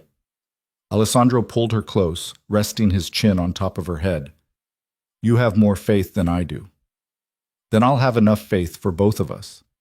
They spent the rest of the morning in comfortable silence, Alessandro working on his laptop while Rose tested new recipes, both of them existing in the same space with the ease of people who fit together naturally. It was almost possible to forget the complications, the consequences, the fact that the two most important relationships in both their lives were fracturing under the weight of their choices. Rose's phone rang just after noon, an unknown number. She answered cautiously, expecting a telemarketer or wrong number. Instead, she heard Leo's voice, rough and strained. "Rose, can you meet me? Just you. Not my father. Please." Rose's heart leapt into her throat. "Of course. Where? When?" "Our spot, the North End Bakery, 2 o'clock. He paused, and Rose heard the pain in his silence. "I'm not ready to forgive you, but I need to understand. I need to know if I lost my best friend forever, or if there's something left to save." "There's something left," Rose said quickly, tears already burning behind her eyes. "Leo, I promise you, there's so much left. I never wanted to hurt you. Please believe that. I'll see you at 2. He ended the call before Rose could say anything else. Alessandro looked up from his laptop, reading her expression. "Leonardo? He wants to meet. Just me." Rose's hands were shaking with nervous energy. "He's willing to talk." "That's good." Alessandro's voice was carefully neutral, but Rose saw the flash of hurt in his eyes. His son wanted to see Rose, but not him, and that exclusion cut deep. Rose crossed to him, cupping his face in her hands. "He'll talk to you too, eventually, but I'm his friend first. Let me try to repair that bridge. Then we'll work on yours together." Alessandro kissed her palm, his eyes dark with emotion. "Don't choose him over us, Rose. I know that's selfish, but I need you to know. I can't lose you. Not even for Leonardo." "You won't lose me." Rose kissed him hard, trying to pour certainty into contact. "I love you, Alessandro. That doesn't change because Leo's hurt, but I love him too, and I need to try to fix what we broke." She left Alessandro's apartment at 1:30, giving herself time to navigate Boston traffic and prepare for a conversation that could either salvage her most important friendship or destroy it completely. The North End Bakery was their place, a tiny Italian spot where she and Leo had spent countless afternoons eating cannoli and planning their culinary futures. Going there felt significant, like Leo was offering a chance for something familiar and safe. Rose arrived early, claiming their usual table in the corner. The bakery smelled like espresso and sugar and memories, and she felt her throat tighten with the weight of everything she'd risked. Leo walked in at exactly 2 o'clock. He looked terrible, exhausted, hollow-eyed, like he hadn't slept in days. But when he saw Rose, something flickered across his face, pain and longing and the ghost of their friendship. They stared at each other for a long moment, and then Leo crossed to the table and sat down, putting careful distance between them. "I ordered your usual," Rose said quietly, gesturing to the cappuccino and sfogliatelle already waiting. "I hope that's okay." Leo stared at the pastry like it might contain answers. "You remembered." "Of course I remembered. Leo, I remember everything. Your favorite food, your coffee order, the way you stress bake when you're anxious. You're my best friend. That doesn't just disappear because I made a terrible choice in how I handled this. Leo's jaw tightened. Did you love him when we had dinner that night? When I was happy for you dating again, were you already sleeping with my father? Rose's chest ached at the raw pain in his voice. Yes. I'm so sorry, Leo. I wanted to tell you, but I was afraid. Afraid of this exact moment. Afraid of losing you. So you lied instead. Leo's laugh was bitter. You let me congratulate you for moving on while you were sneaking around with my dad. How is that better than just being honest? It's not. Rose forced herself to meet his eyes, to not hide from the hurt she'd caused. It was cowardly and selfish, and I will regret it for the rest of my life. You deserved honesty, Leo. You deserved better from both of us.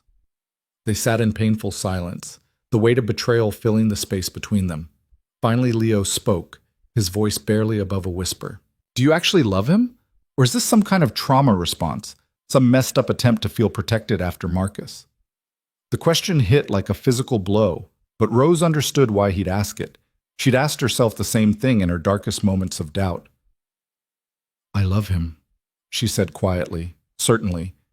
Not because he makes me feel safe, though he does. Not because he's powerful or protective or solving my problems. I love him because when I'm with Alessandro, I remember who I wanted to be before Marcus tried to destroy me. I love him because he challenges me and believes in me and sees potential I'd forgotten I had. I love him because he's brilliant and damaged and trying to be better, just like I am. Leo closed his eyes, a single tear tracking down his cheek. He's my father, Rosie. My complicated, distant, intimidating father who I've spent my whole life trying to impress. And now you're the one he opens up to, the one he smiles for, the one who gets the version of him I've always wanted to know. The confession broke Rose's heart. She reached across the table, and after a moment's hesitation, Leo let her take his hand. You haven't lost him, Leo. If anything, loving me has made Alessandro realize how much he's missed with you. He talks about you constantly, how proud he is, how much he admires your courage to choose your own path. He's just terrible at showing it, because he's too busy showing you instead. Leo's voice cracked. I know I'm being selfish. I know you both deserve happiness. But it hurts, Rose. It hurts so much to know that the two people I care about most found each other and didn't think I could handle the truth. Rose squeezed his hand, tears streaming down her face. I thought I was protecting you, but really I was protecting myself. I was afraid of exactly this, seeing you hurt and knowing I caused it. I'm so sorry, Leo. I would take it back if I could. I would tell you the truth from the beginning and deal with the consequences. But I can't change what happened. I can only promise to never lie to you again. Leo studied her for a long moment, his eyes searching hers for something Rose desperately hoped he'd find. Are you happy? He finally asked. With him? Are you genuinely happy? Rose thought about Alessandro's hands on her skin, his voice in the darkness, the way he looked at her like she was the answer to questions he'd stopped asking. She thought about mornings in his kitchen, late nights at the piano, conversations that stretched until dawn. She thought about feeling brave and wanted and whole. Yes, she whispered, I'm happier than I've ever been. Leo nodded slowly, fresh tears spilling over. Then I guess I have to learn to live with that. Does that mean you can forgive us? Eventually? I don't know. Leo pulled his hand back, wrapping both around his untouched cappuccino. I want to, Rosie. I want to get past this and have my best friend back and not feel like my entire family structure just imploded. But every time I think about you two together, I feel sick. I feel betrayed and angry and like I don't know either of you anymore. Rose's heart shattered into smaller pieces, but she forced herself to nod. Then take all the time you need. I'll be here when you're ready. Whether that's next week or next year or never. I'll always be here for you, Leo. You're my family. But he's your future. Leo's smile was sad, resigned, and achingly perceptive. My father's your future, and I'm the complication you both have to navigate around. You're not a complication, you're my best friend. I was your best friend, Leo corrected gently. Now I don't know what I am. They talked for another hour, painful and honest, laying out hurts and fears and hopes for repair. Leo admitted he'd known something was different about Alessandro lately, had seen the way his father smiled more, softened around the edges. Rose confessed how guilty she'd felt, how every lie had compounded until the truth felt impossible. When they finally said goodbye, it wasn't with the easy affection they'd always shared. It was with careful distance and the acknowledgement that their friendship would never be exactly what it was before. But there was possibility too, fragile and uncertain, but real. Rose drove back to Alessandro's apartment with tears drying on her cheeks and hope warring with grief in her chest. She found him at the piano, playing something melancholy and beautiful, his face carved from shadows and regret. He stopped when she entered, standing immediately to pull her into his arms. "How bad?" he asked quietly. "Bad, but not hopeless." Rose pressed her face against his chest, breathing him in. "He's hurt and angry and needs time, but he didn't say never, Alessandro. He didn't cut us out completely." Alessandro held her tighter, his voice rough. "Did he ask about me?" "Not directly, but he's processing. Give him space to be angry at you separately. Let him work through the father-son betrayal on his own timeline." "And if he never forgives me?" The vulnerability in Alessandro's voice made Rose's chest ache. "Then we figure it out together." She pulled back to look at him, cupping his face in her hands. "But I think he will. Leo loves you, Alessandro. He's just learning that you're human, that you make mistakes and choose your own happiness and aren't the untouchable figure he built you up to be." Alessandro kissed her forehead, her cheeks, her lips, soft kisses full of gratitude and love, and the recognition that they'd survived the first real test of their relationship. "I love you," he said against her mouth. "Whatever happens with Leonardo, whatever consequences we face, I need you to know that choosing you was the easiest decision I've ever made." Rose kissed him back, tasting promise and possession, and the dangerous, beautiful truth that sometimes love required sacrifice, pain, and the courage to want something even when wanting it hurt the people you cared about. They'd lost Leo's easy acceptance. They'd sacrificed the simple joy of their relationship for complicated reality. But standing in Alessandro's arms, feeling his heartbeat against hers, Rose knew she'd make the same choice again. Some things were worth fighting for. Some people were worth the pain. And love, real, complicated, dangerous love, was always worth the risk. The weeks that followed Rose's conversation with Leo passed in a strange limbo of progress and pain. Alessandro threw himself into helping Rose build her future, connecting her with investors and real estate agents, reviewing business plans with the same intensity he brought to his own empire. Rose let him help because refusing felt like rejecting the part of him that needed to provide, to protect, to turn his power into something that created beauty instead of fear. They found the perfect space in the South End, a former gallery with exposed brick, high ceilings, and windows that flooded the interior with light. It needed work, significant investment, and a vision Rose had been cultivating for years. Standing in the empty space with Alessandro's hand in hers, Rose could see it all. The open kitchen where diners could watch creation happen. The community table where strangers would become friends. The intimate corners where couples could fall in love over carefully crafted meals. "This is it," she whispered, her voice thick with emotion. "This is where I build my dream." Alessandro pulled her close, pressing a kiss to her temple. "Then we make it happen, whatever you need, Tesoro, whatever it takes." Rose signed the lease 3 days later, her hands shaking as she put pen to paper and committed to something bigger than catering jobs and borrowed kitchens. Alessandro stood beside her, steady and certain, and when the realtor left them alone in the space that was now legally hers, Rose turned to him with tears streaming down her face. "I'm terrified," she admitted. "What if I fail? What if I'm not good enough? What if I've built this dream up so much that reality can't possibly match?" Alessandro cupped her face in his hands, his dark eyes holding hers with absolute conviction. "You won't fail. You're brilliant and talented, and you understand food the way I understand power. Instinctively, completely, with a hunger that won't be satisfied with anything less than extraordinary. This restaurant will be everything you've dreamed and more, because you won't accept anything less." Rose kissed him then, pouring gratitude and love and fear into the contact. Alessandro held her like she was precious, like her dreams mattered as much as his empire, like her success was his success in ways that had nothing to do with money or control. But even in moments of pure joy, Leo's absence haunted them both. Alessandro mentioned him rarely, but Rose caught the way his gaze would drift sometimes, the way he'd pull out his phone as if to call before setting it down again. She knew he was giving Leo space, respecting his son's need for distance, but the cost showed in the lines around Alessandro's eyes and the careful way he avoided certain subjects. Rose tried reaching out to Leo every few days, texts that were casual and non-demanding, photos of the restaurant space taking shape, invitations to coffee he never accepted. Sometimes he responded with brief messages that were polite but distant. More often, he left her on read, and Rose would stare at the screen wondering if she'd destroyed the most important friendship of her life for a love that was still too new to guarantee forever. Then Marcus made his final, catastrophic mistake. It happened on a Thursday afternoon. Rose was at the restaurant space meeting with contractors when her phone rang, a Boston number she didn't recognize. She almost didn't answer, but something made her accept the call. Rose Lynn? The voice was professional, clipped. This is Detective Sarah Morrison with the Boston Police. We need you to come down to the station. It's regarding Marcus Chen. Rose's blood turned to ice. What happened?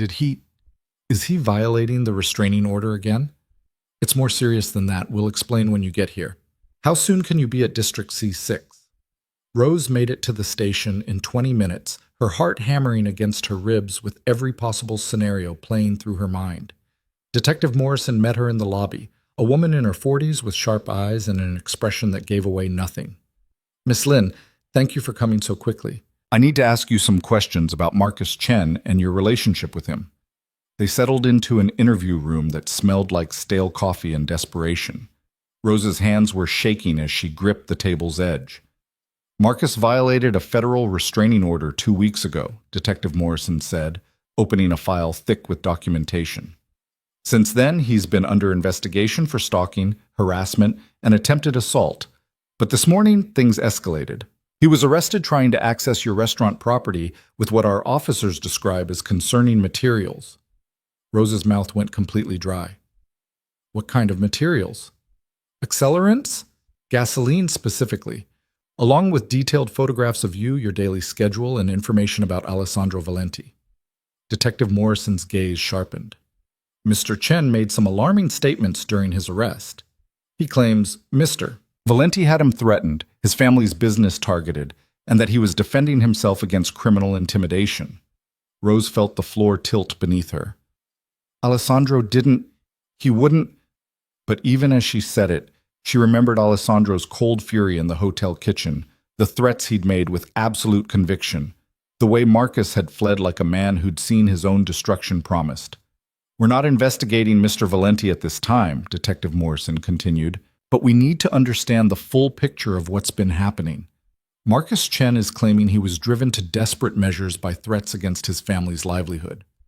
Is there any truth to that claim, Miss Lynn? Rose's mind raced, torn between protecting Alessandro and telling the truth. Marcus abused me for 2 years. When I finally escaped, he continued harassing me despite a restraining order. Alessandro, Mr. Valenti? Yes, he made it clear that continuing to bother me would have consequences. But Marcus chose to show up at my workplace, to grab me hard enough to leave bruises, to violate a court order. Whatever happened after that was Marcus's choice, not Alessandro's fault. Detective Morrison studied her for a long moment. You're in a relationship with Mr. Valenti now, correct? Yes. And you don't find it concerning that a man with Mr. Valenti's reputation and resources used his influence to intimidate your ex-boyfriend? Rose met the detective's gaze steadily. I find it concerning that it took someone else's protection to make Marcus stop terrorizing me. I find it concerning that a restraining order wasn't enough. I find it concerning that women have to rely on powerful men to be safe from violent ex-partners because the legal system consistently fails us. Something flickered in Detective Morrison's eyes. Recognition, maybe, or respect. She closed the file, her expression softening slightly. Marcus Chen is being charged with stalking, violation of a restraining order, attempted arson, and several other counts. His bail was denied. He won't be bothering you again, Miss Lynn. Rose felt tears burning behind her eyes, relief and delayed terror mixing into something that made her hand shake. Thank you. One more thing. Detective Morrison leaned forward. Alessandro Valenti is a complicated man with a complicated reputation. I don't know the details of your relationship, and frankly, it's none of my business. But be careful, Miss Lynn. Men like him, men with that kind of power, they protect what's theirs with methods that aren't always legal or safe. Make sure you know what you're getting into. The warning followed Rose out of the police station and into the crisp October afternoon. She sat in her car for 10 minutes trying to process everything before calling Alessandro. He answered on the first ring. "Rose, what's wrong?" "Where are you?" "My office. What happened? You sound—" "I'm coming to you. Don't go anywhere." She drove to Alessandro's building in the financial district, her mind churning with questions and fears and the complicated reality of loving a man who wielded power like a weapon. His assistant waved her through immediately, and Rose found Alessandro standing at his office windows, phone pressed to his ear, speaking in rapid Italian that sounded like orders. He ended the call the moment he saw her face. "Tell me," he demanded, crossing to her in 3 long strides. Rose told him everything. Marcus's arrest, the attempted arson, the detective's warnings about Alessandro's methods. She watched his expression harden with each word, watched the businessman disappear and the dangerous man emerge. "He tried to burn down your restaurant," Alessandro said quietly, his voice carrying the kind of cold fury that made Rose's survival instincts wake up. "He planned to destroy your dream because I took away his ability to destroy you." "Did you?" Rose asked directly. "Did you threaten his family's business? Use your influence to force them to control him?"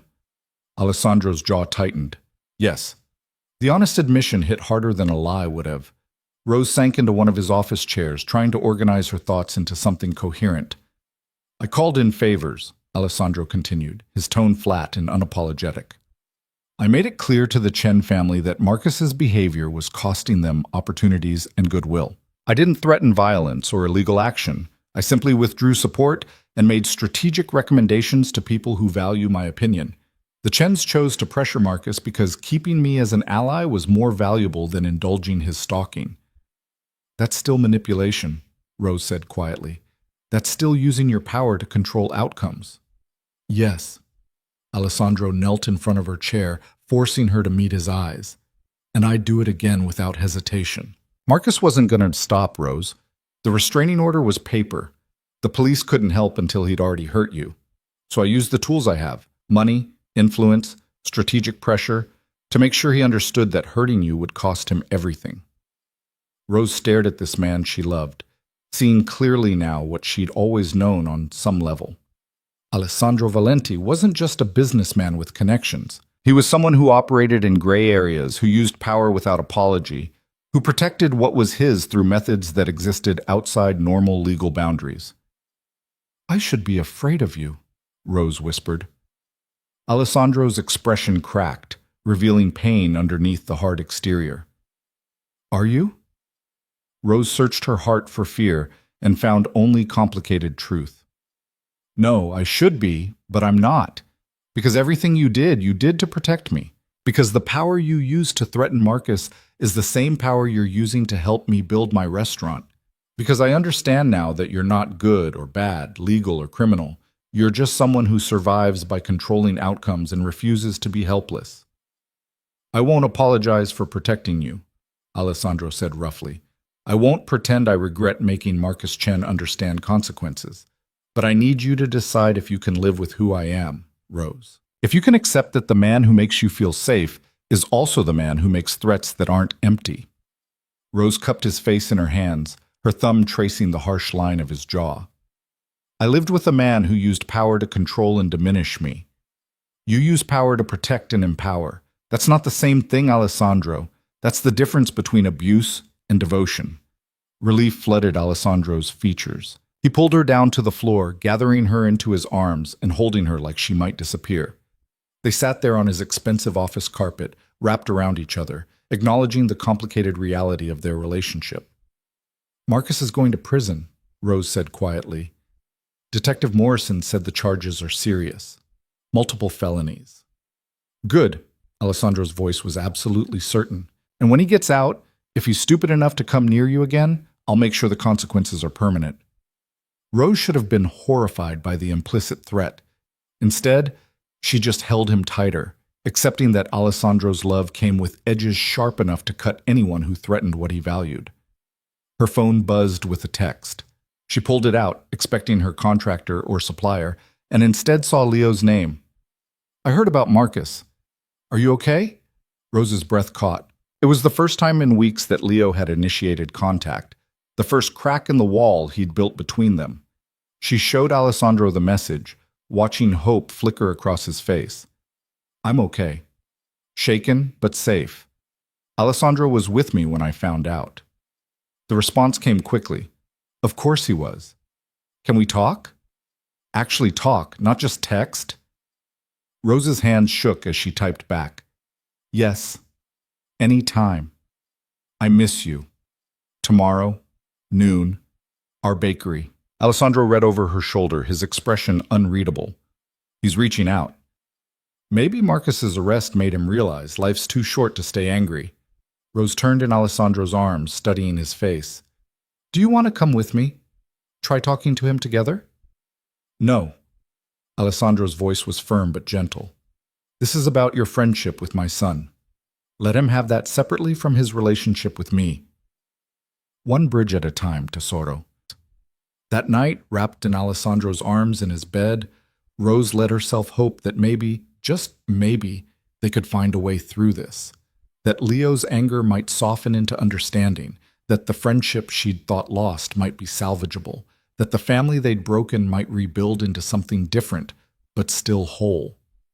The next day, Rose arrived at the bakery early, claiming their usual table and ordering Leo's favorites before her courage could fail. When he walked in at exactly noon, he looked better than he had at their last meeting. Less haunted, more present, though still carrying visible hurt. He sat down across from her, staring at the cannoli she'd ordered him. "You're okay?" he asked without preamble. "Marcus didn't hurt you?"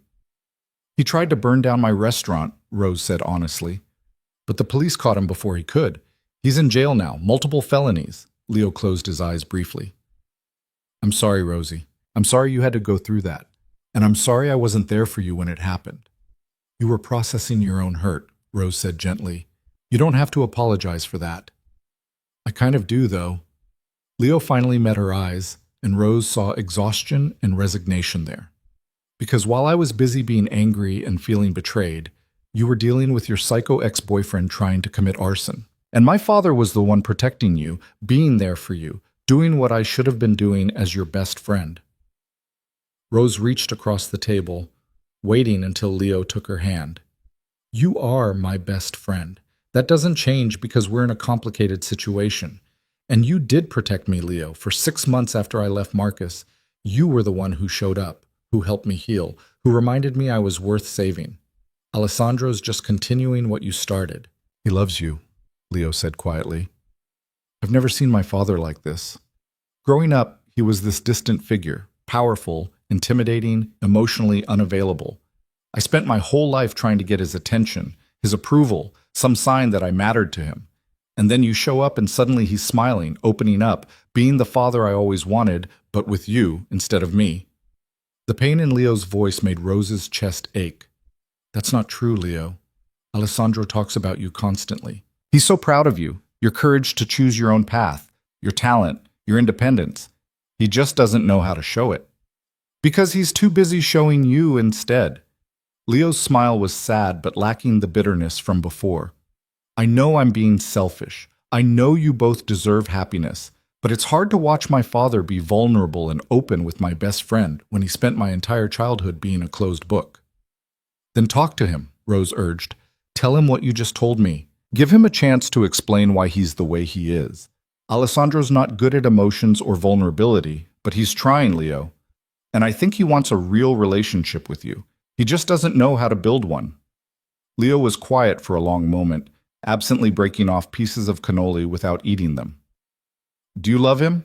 Really love him? Not just love what he does for you?" "I love him," Rose said with absolute certainty. "I love his intelligence and his passion and the way he sees potential in things other people give up on. I love that he plays piano when he can't sleep and reads poetry in Italian.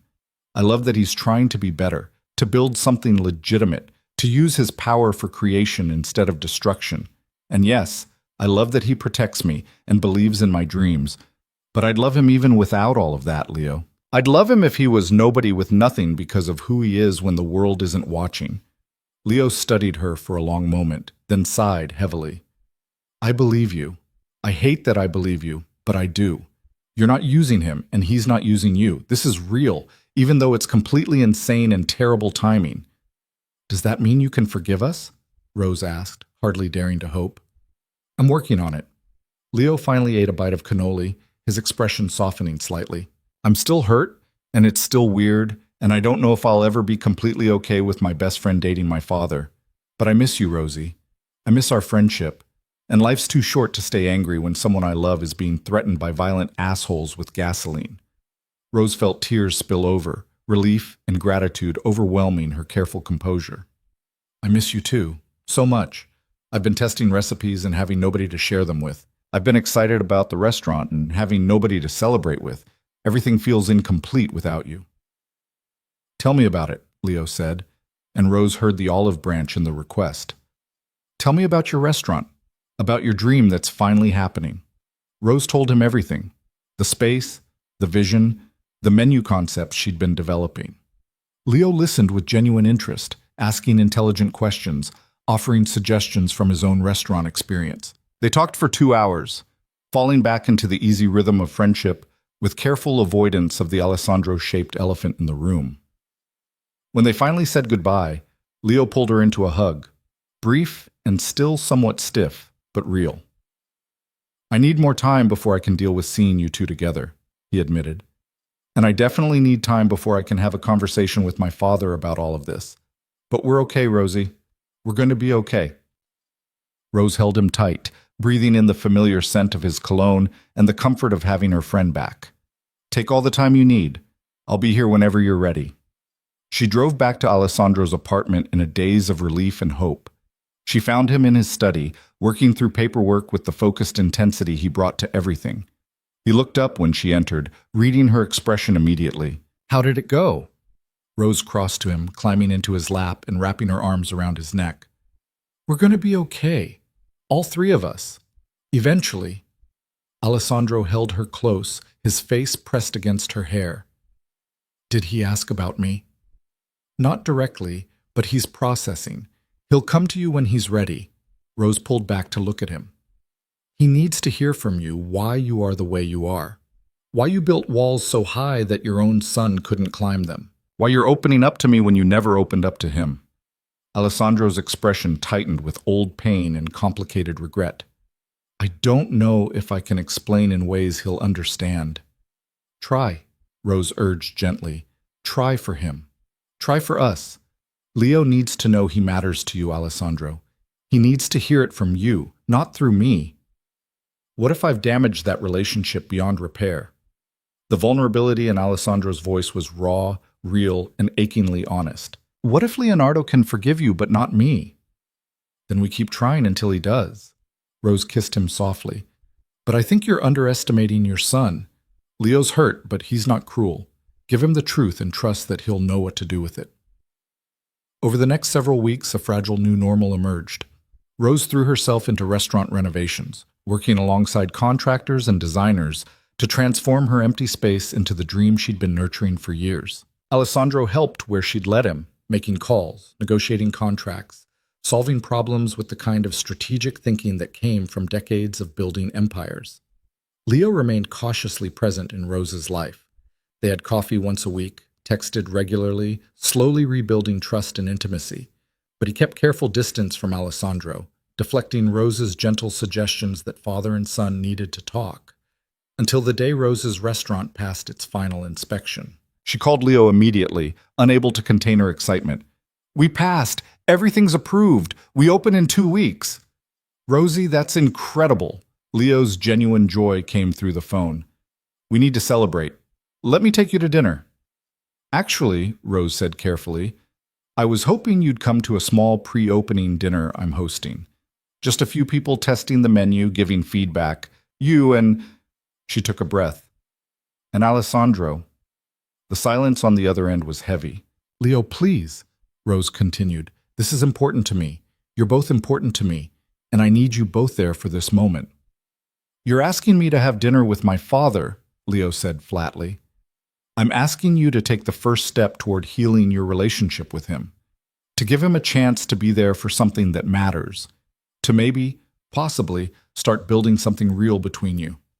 Another long silence, then Leo sighed heavily. Fine, one dinner, but if it goes badly, you can't say I didn't warn you. Rose felt hope bloom in her chest, bright and terrifying. Thank you. This means everything to me. She told Alessandro that night, watching emotions flicker across his face, hope and fear, and something that looked like desperate longing. He agreed to have dinner with me? With us, Rose corrected. At my restaurant. Next Thursday, 7 o'clock. Just the three of us and my food and a chance to start over. Alessandro pulled her close, his heart racing against her cheek. What if I make it worse? What if I say the wrong thing and damage what you've rebuilt with him? Then we'll survive that too, Rose said firmly. But I don't think you will. I think you'll be honest and vulnerable and show Leo the version of you I get to see every day. And I think he'll finally understand that you're not the emotionally unavailable father he's built up in his head. You're just a man who never learned how to show love without fear. The week leading up to the dinner passed in a blur of preparation and anxiety. Rose tested menu items obsessively, discarding dishes that weren't perfect, pushing herself to create food that would be worthy of this moment. Alessandro grew quieter, more pensive, and Rose caught him staring at his phone multiple times like he wanted to call Leo but couldn't find the words. Thursday arrived with crisp November air, and Rose's nerves stretched thin enough to snap.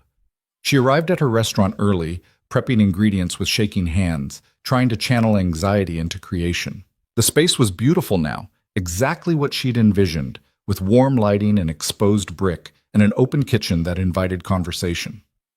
Alessandro arrived at 6:30, devastatingly handsome in dark slacks and a charcoal sweater that made his eyes look almost black. He kissed her carefully, mindful of her chef's whites, and Rose tasted his nervousness. Whatever happens tonight, she said firmly, we face it together. No more hiding, no more fear. Just honesty and hope, and the three of us trying to build something real. I love you, Alessandro said quietly. Whatever happens with Leonardo, I need you to know that choosing you was the best decision of my life. Leo arrived at exactly 7 o'clock. He stood in the doorway of Rose's restaurant, taking in the space with an expression Rose couldn't quite read. Then his gaze landed on Alessandro, and the air grew thick with tension and unspoken history. Leo. Alessandro's voice was carefully neutral. Thank you for coming. I'm here for Rose, Leo said, but his tone lacked the hostility from before. Her restaurant. Her dream. Not for you. I know. Alessandro didn't move closer, giving his son space.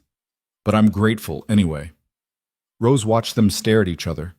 Two men she loved, both stubborn and proud and nursing hurts they didn't know how to heal. She wanted to intervene, to smooth over the awkwardness, but instead she made herself step back and let them navigate this moment on their own terms. The space is incredible, Rosie, Leo finally said, breaking the standoff. You've built something amazing. Rose exhaled relief, moving into familiar territory. Come see the kitchen. I want your opinion on the layout. She gave them the tour, pointing out design choices and equipment selections, slowly easing the tension through shared passion for food and creation. Alessandro followed quietly, letting Rose and Leo talk, but she caught the way his gaze kept drifting to his son, hungry and hopeful and achingly uncertain. They settled at a table near the window, the city glittering beyond the glass. Rose brought out the first course, a delicate autumn squash soup with crispy sage and brown butter, and watched Leo's face transform at the first taste. This is perfect, he said quietly. Rosie, this is absolutely perfect. You helped me develop this recipe, Rose reminded him. Remember? We spent an entire weekend testing sage preparations. Something softened in Leo's expression. I remember, before everything got complicated. It's still that good, Rose said gently. The recipe hasn't changed. We're just eating it in a different context. She brought out course after course, seared scallops with citrus beurre blanc, short ribs braised until they fell apart with the whisper of a fork, Brussels sprouts charred and tossed with pancetta and balsamic. Each dish was a love letter, a conversation, a bridge between past and present. Halfway through the meal, Alessandro finally spoke beyond polite compliments about the food. "You were right to be angry," he said quietly, his gaze fixed on Leo. "I handled everything badly. I should have told you about Rose myself immediately. I should have respected your friendship enough to be honest." Leo's fork stilled halfway to his mouth. He set it down carefully, his expression guarded. Alessandro continued, the words seeming to cost him something. "But I need you to understand that falling for Rose wasn't a choice I made to hurt you. It was something that happened despite every logical reason it shouldn't. She makes me want to be better, Leonardo. She makes me remember the man I wanted to be before I became the man I had to be." "And what about being my father?" Leo's voice was steady, but Rose heard the pain underneath. "Did you ever want to be better at that?" The question hung in the air, sharp and honest and demanding truth. Alessandro's jaw tightened, his hands gripping his wine glass hard enough that Rose worried it might shatter. "Every day. I wanted to be the father you deserved every single day of your life, but I didn't know how. My own father taught me that emotions were weaknesses, that showing love made you vulnerable to people who would use it against you. So I gave you everything I knew how to give: security, education, opportunities. But I kept myself separate because I didn't know how to be close without being afraid." Leo stared at his father, something shifting in his expression.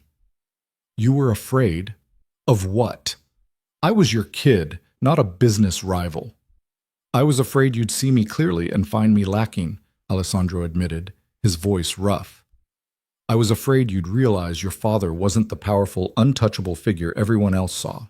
That I was just a man who'd built walls so high he couldn't remember how to climb down. And by the time I realized what I'd sacrificed for those walls, you'd already grown up believing I didn't care." Rose watched tears gather in Leo's eyes as years of hurt and misunderstanding began to crack apart. "I never thought you didn't care," Leo said quietly. "I just thought I wasn't enough to make you want to try. That I disappointed you somehow by choosing restaurants over your empire." "Never." Alessandro's certainty was absolute. "You choosing your own path, standing up to me, refusing to become what I wanted instead of what you needed. That took more courage than anything I've ever done. I'm proud of you, Leonardo. I've always been proud of you. I just never learned how to say it in ways that mattered." The silence that followed was thick with emotion. Rose held her breath, watching father and son stare at each other across years of miscommunication and hurt. Then Leo stood up, crossed to where Alessandro sat, and pulled him into a fierce hug. Alessandro made a sound like breaking, his arms coming up to hold his son with desperate strength. Rose watched them cling to each other, both shaking with emotion they'd spent too long suppressing, and felt tears stream down her own face. When they finally pulled apart, both men were visibly crying, all pretense and armor stripped away. "I'm still mad at you," Leo said, his voice thick, "for sneaking around, for lying, for making this so complicated. But I love you, Dad, and I don't want to lose you over this." "You won't," Alessandro said roughly, gripping Leo's shoulders. "I swear to you, Leonardo, you won't lose me. Whatever happens between Rose and me, you and I are forever. You're my son. Nothing changes that." Leo nodded, swiping at his eyes, then turned to Rose. "And you? You're still my best friend, even though you have terrible taste in men." Rose laughed through her tears, crossing to them both. "The absolute worst taste, but I love you both anyway." They stood together in Rose's restaurant, this family they'd broken and rebuilt into something new, and Rose felt something settle in her chest that had been restless for months. This was right, complicated and messy and forged through pain, but fundamentally right. They finished dinner with lighter conversation, the tension that had defined recent weeks dissolving into something that felt almost like peace. Leo and Alessandro talked about the restaurant, about business strategies and menu development, falling into an easy rhythm that spoke of shared intelligence and complementary strengths. When the evening finally ended, Leo hugged them both, Rose first, then Alessandro, in an embrace that lasted longer and meant more than words could convey. "I need time still," Leo admitted as he prepared to leave. "Time to adjust to this new reality. But we're going to be okay. All three of us." After he left, Rose and Alessandro stood in her empty restaurant, wrapped around each other, breathing in the knowledge that they'd survived the hardest test. "Thank you," Alessandro said quietly, "for believing we could fix this. for having faith when I had none. Rose tilted her head back to look at him. We're family now, the three of us. Complicated and unconventional, but family. And families fight for each other. Alessandro kissed her then, soft and reverent and full of promise. I'm going to marry you someday, Rosalind. When the time is right and we've built something strong enough to survive anything, I'm going to make you mine in every way that matters. Rose's breath caught, her heart racing with hope and certainty, and love so fierce it scared her. Is that a threat or a promise? Both, Alessandro said with a smile that was all warmth and wicked intent. Always both, tesoro. They locked up her restaurant together, this space that represented dreams achieved and battles won, and drove home through Boston's nighttime streets with hands clasped tight and futures spreading out before them like possibility. Rose's restaurant opened on a cold December evening with snow falling softly outside the windows, and her heart hammering against her ribs with equal parts terror and exhilaration. She'd named it Ember, simple, evocative, representing both the fire of creation and the warmth of gathering together. The name felt right in ways she couldn't fully articulate, like it had always been waiting for her to claim it. The dining room was full of people who mattered. Food critics sat alongside Leo's culinary school friends, Alessandro's business associates mixed with Rose's therapy group members, and at the community table sat a diverse group of strangers who'd responded to her invitation for a complimentary opening night meal. It was exactly the mix Rose had dreamed of: privilege and struggle, wealth and need, all brought together through the universal language of food. Alessandro sat at a corner table with Leo, the two of them talking with an ease that still felt new and precious. Rose caught glimpses of them between plating dishes, Leo's animated gestures as he described something, Alessandro's rare, genuine smile, both of them occasionally glancing toward the kitchen to check on her. The sight made her chest tight with gratitude and love. "Chef, the critics are raving about the short rib," her sous chef Danny reported, the same line cook who'd tried to defend her from Marcus. Rose had hired him the day after signing her lease, building her team with people who understood that kitchens could be sanctuaries instead of battlegrounds. And Table 7 wants to send their compliments. They're asking if they can meet you after service. Rose wiped her hands on her apron, surveying her kitchen with the critical eye of someone who'd spent years dreaming of this moment. Everything was running smoothly, orders flowing, timing precise, her team working together with the synchronized efficiency of people who trusted each other completely. "Tell Table 7 I'll be out after the dessert course," Rose said, already mentally reviewing the final dishes. "And Danny, thank you for everything, for being here, for believing in this place, for having my back when Marcus showed up." Danny's expression softened. "You built something special here, Chef. We're all just grateful to be part of it." The service continued for hours, each course a conversation between Rose and her diners. She designed a menu that told stories, her grandmother's dumpling recipe reimagined with seasonal ingredients, the carbonara technique Leo had taught her elevated with house-cured pancetta, Alessandro's favorite osso buco reinterpreted with modern precision. Every dish carried memory and meaning, transformation and hope. When the last dessert had been plated and delivered, Rose finally allowed herself to step out of the kitchen. The dining room erupted in applause, and she felt heat crawl up her neck, unused to being the center of attention. Alessandro and Leo stood immediately, their pride visible and overwhelming. Rose made her rounds, thanking diners and accepting compliments with the awkward grace of someone still learning to receive praise. The food critics were effusive, already typing notes into their phones. The community table guests thanked her with emotion that brought tears to her eyes, sharing how rare it was to be treated with dignity and generosity instead of charity and pity. "You're not just feeding people," one older woman said, gripping Rose's hand. "You're reminding us we matter, that we deserve beauty and care. That's worth more than the meal, lovely as it was."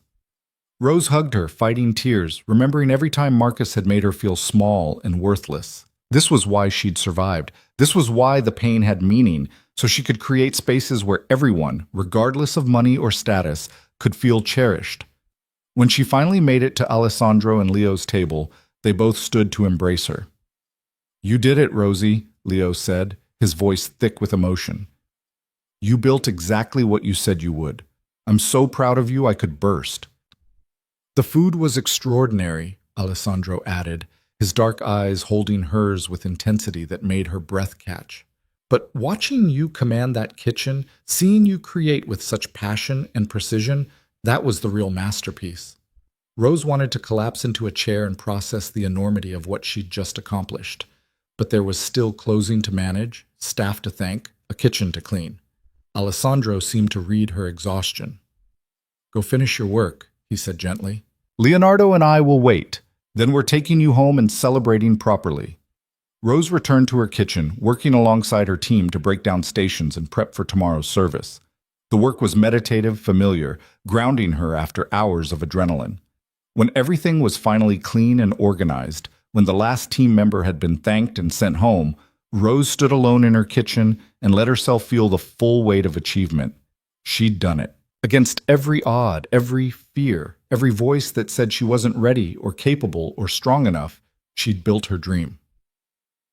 Alessandro and Leo were waiting in the dining room, both of them having somehow acquired champagne and glasses.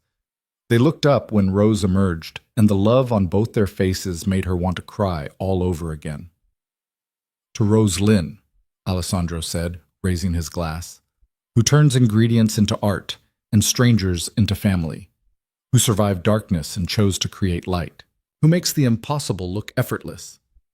"To my best friend," Leo added, his smile warm and genuine, "who never gave up on her dream or on us, who somehow made this insane situation work, who deserves every success coming her way." They drank, the champagne crisp and celebratory, and Rose felt something settle in her soul that had been restless since the night she'd escaped Marcus. She was safe now, loved now, free to build and create and become whoever she wanted to be. "I need to tell you both something," Rose said, setting down her glass. "I've been keeping a secret." Alessandro's expression sharpened with concern. "What kind of secret?"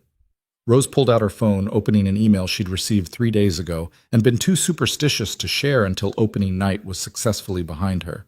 The James Beard Foundation wants to feature Ember in their Rising Star Restaurant series. They're sending someone next month to do a full profile. Leo's eyes went wide. "Rosie, that's incredible. Do you know what kind of exposure that brings? What it could mean for your business?" "I know."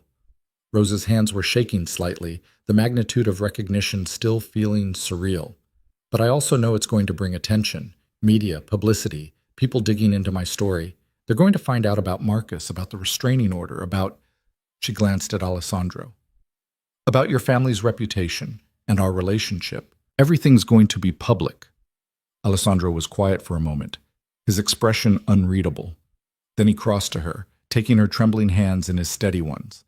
"Let them look," he said firmly. "Let them write whatever they want.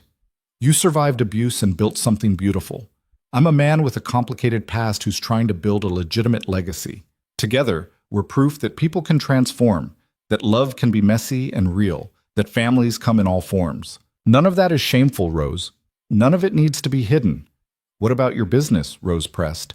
"Your reputation? If they start investigating, then they'll find a man who spent the last year transitioning his holdings into legitimate enterprises," Alessandro interrupted calmly.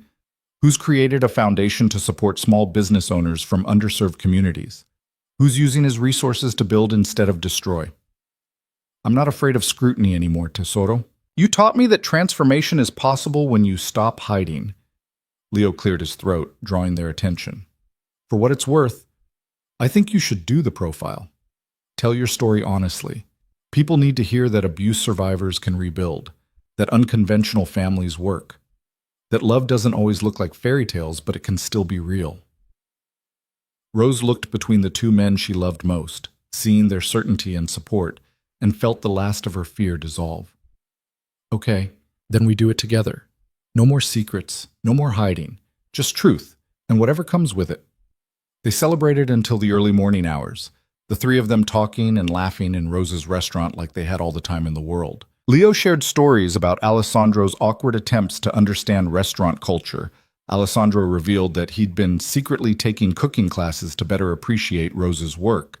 And Rose confessed that she'd been so nervous about opening night she'd stress-baked 17 different versions of bread pudding before settling on the final recipe. Somewhere around 3 in the morning, Leo stood to leave, yawning hugely. "I'm proud of both of you," he said, pulling Rose and Alessandro into a group hug that would have seemed impossible months ago. For building this, for fighting for each other, for not giving up when I was being stubborn and hurt. You're good together. It took me a while to see it, but you balance each other in ways that make sense. After Leo left, Alessandro pulled Rose into his arms, both of them swaying slightly from exhaustion and champagne. Come home with me, he murmured against her hair. Stay tonight and every night. Stop pretending you don't already live in my apartment half the time. Rose tilted her head back to look at him. Is that your way of asking me to move in? It's my way of acknowledging reality, Alessandro said with a slight smile. Your toothbrush lives in my bathroom. Your clothes take up half my closet. You cook in my kitchen more than I do. We've been living together in everything but name for months, Tesoro. I'm just making it official. Rose knew she should probably think about it, consider the implications, maintain some independence. Instead, she just kissed him and whispered, Okay. Alessandro's arms tightened around her, his relief palpable. Okay? Okay. I'll move in. Okay, we'll build a life together. Okay to all of it, Alessandro. I'm done being careful and afraid. I want to be with you completely. They locked up Ember together, walking out into snow-covered Boston streets with their hands clasped tight and their futures spreading out before them.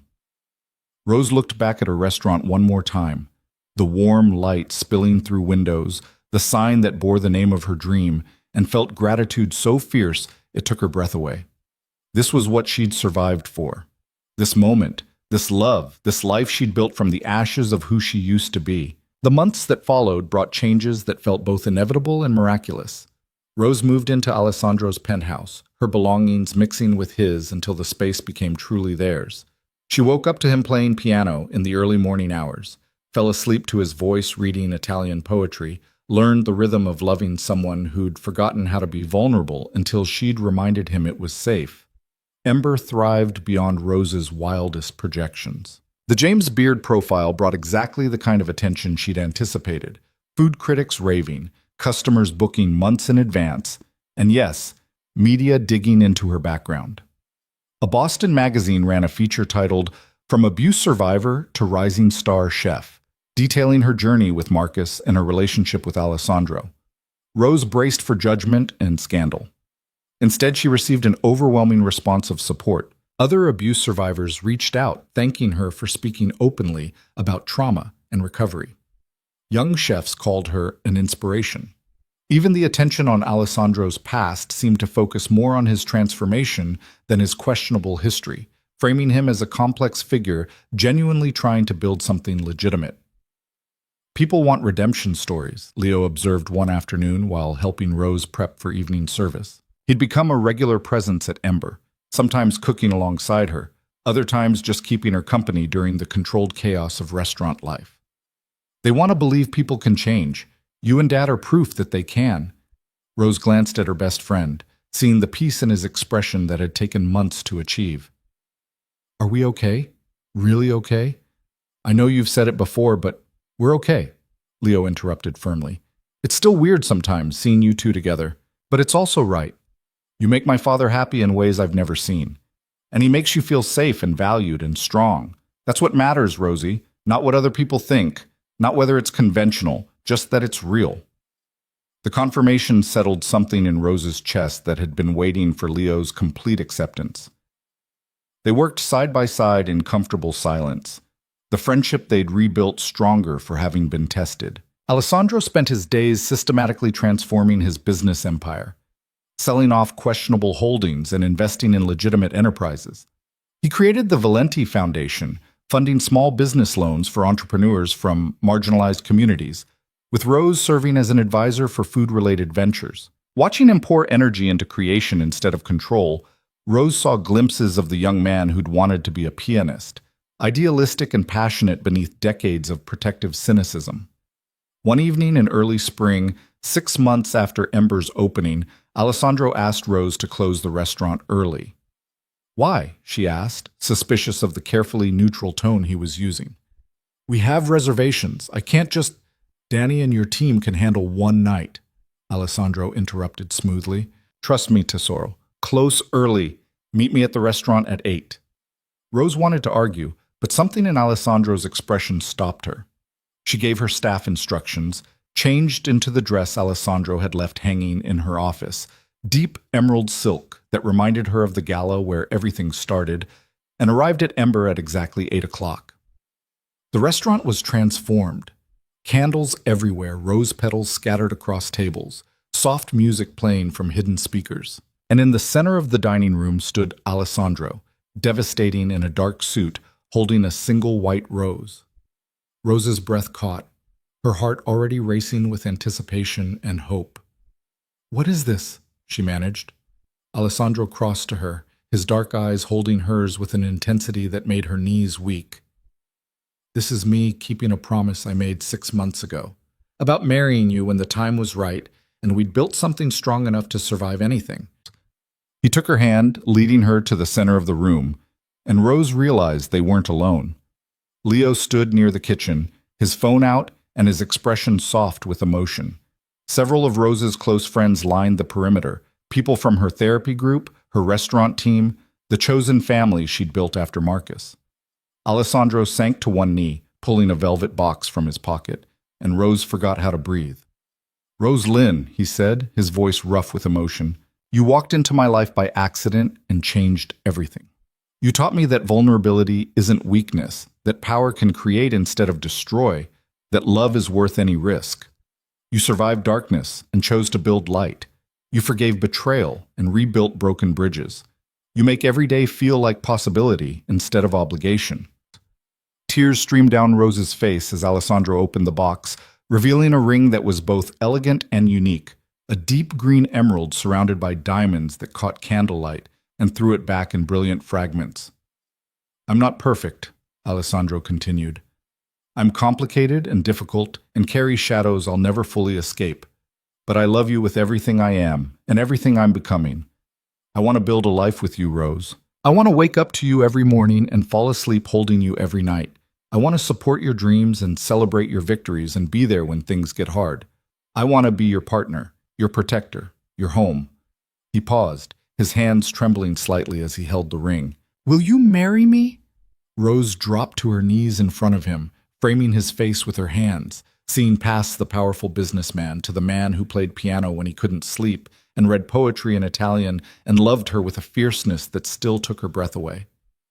"Yes," she whispered. "Yes to all of it, Alessandro. To building a life together, to facing whatever comes, to being your home the way you're mine." "Yes." Alessandro's expression cracked, revealing joy so pure it made him look decades younger. He slid the ring onto her finger with shaking hands, then pulled her into a kiss that tasted like promise and forever, and the beginning of something neither of them had dared dream possible. Around them, their chosen family erupted in cheers and applause. Leo appeared first, pulling them both into a fierce hug. "Welcome to the family officially, Rosie," he said, his voice thick with emotion. "Though honestly, you've been family since the day you sent my dad that embarrassing text." Rose laughed through her tears, holding both of the Valenti men close. "That was the best mistake I ever made." "Not a mistake," Alessandro corrected, kissing her forehead.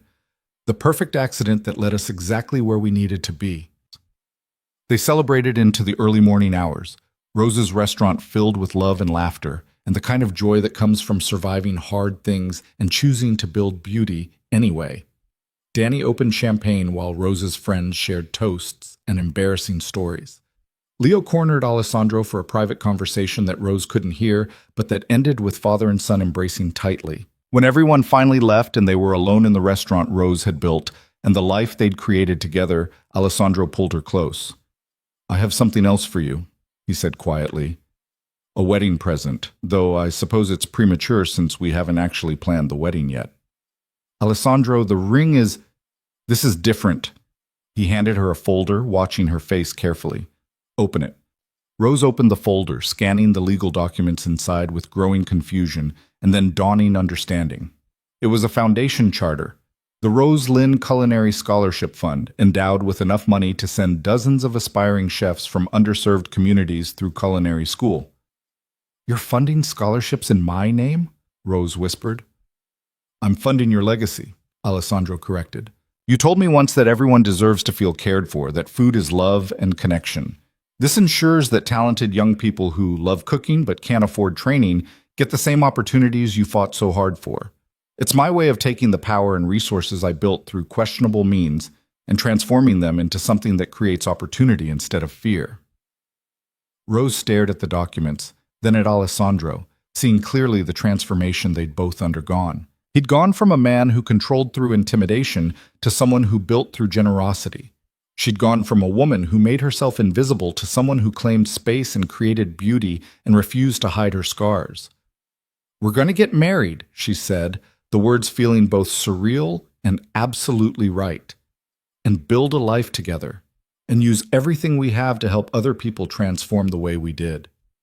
"Yes," Alessandro agreed, pulling her close. "That's exactly what we're going to do."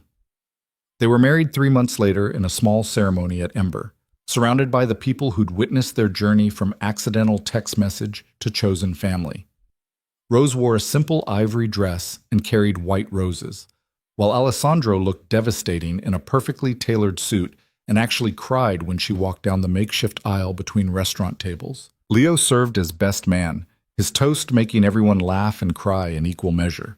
He talked about watching his father transform from a distant figure to a man capable of profound love, about witnessing his best friend rebuild herself into someone strong enough to demand the respect she deserved, about learning that family could be messy and complicated and still fundamentally right.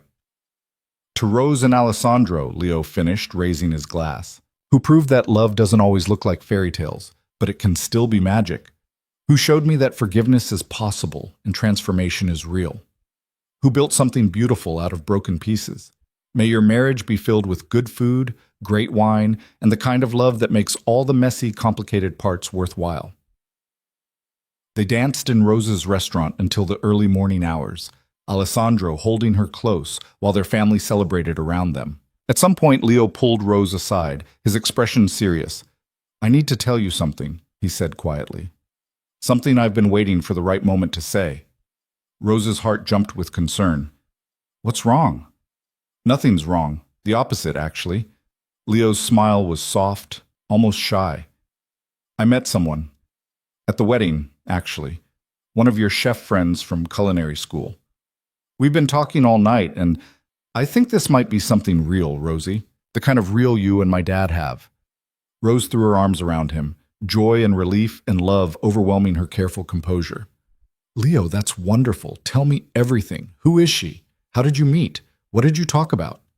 They spent the next hour dissecting every detail of Leo's new romance, falling back into their old pattern of best friend confidences. When Alessandro came looking for his bride, he found her and Leo sitting on the floor behind the bar, surrounded by empty champagne bottles and helpless laughter. "What are you two doing?" Alessandro asked, amused and exasperated in equal measure. "Celebrating," Rose managed between giggles. "Leo met someone, possibly the love of his life, at our wedding." Alessandro's expression softened, genuine happiness for his son evident in his eyes. "Then we're celebrating together." He sat down with them, his expensive suit somehow looking perfectly appropriate even on a restaurant floor, and they talked until dawn broke over Boston. Three people who'd been broken in different ways, who'd hurt each other and forgiven, who'd built something new and strong from the ruins of what they'd been. The years that followed brought changes both expected and surprising. Ember earned its Michelin star 18 months after opening, with Rose becoming the youngest female chef in Boston to receive the honor. The Scholarship Foundation sent its first cohort of students to culinary school, and Rose made it a point to mentor each of them personally. Alessandro fully extricated himself from the questionable elements of his business empire, becoming known more for his philanthropy and legitimate investments than his shadowy past. Leo married his culinary school friend Sarah in a ceremony that somehow managed to be both elegant and chaotic, with Rose catering and Alessandro giving a father of the groom speech that made everyone cry. Watching Alessandro embrace his son, both of them visibly emotional and unashamed of showing it, Rose felt gratitude for every difficult moment that had led them to this place. Marcus remained in prison for the full term of his sentence, and Rose realized with some surprise that she rarely thought about him anymore. He'd taken 2 years of her life, but she'd taken back everything after, reclaimed her power, rebuilt her identity, created a future he couldn't touch. The restraining order remained in place, a legal reminder of boundaries and consequences, but Rose no longer needed it to feel safe. She'd built safety through community, through love, through the knowledge that she was surrounded by people who valued her. On their 5th wedding anniversary, Alessandro surprised Rose with a gift that made her cry all over again, a baby grand piano delivered to their penthouse while she was at the restaurant. "I thought you could learn," he said when she came home and found it. "We could play together, make music instead of just listening to it." Oh, Rose ran her fingers over the keys, hearing potential instead of perfection. "I'll be terrible at first. Then we'll be terrible together." Alessandro sat beside her on the bench, guiding her hands to the proper positions. "We're good at taking broken things and making them beautiful. Why should music be any different?"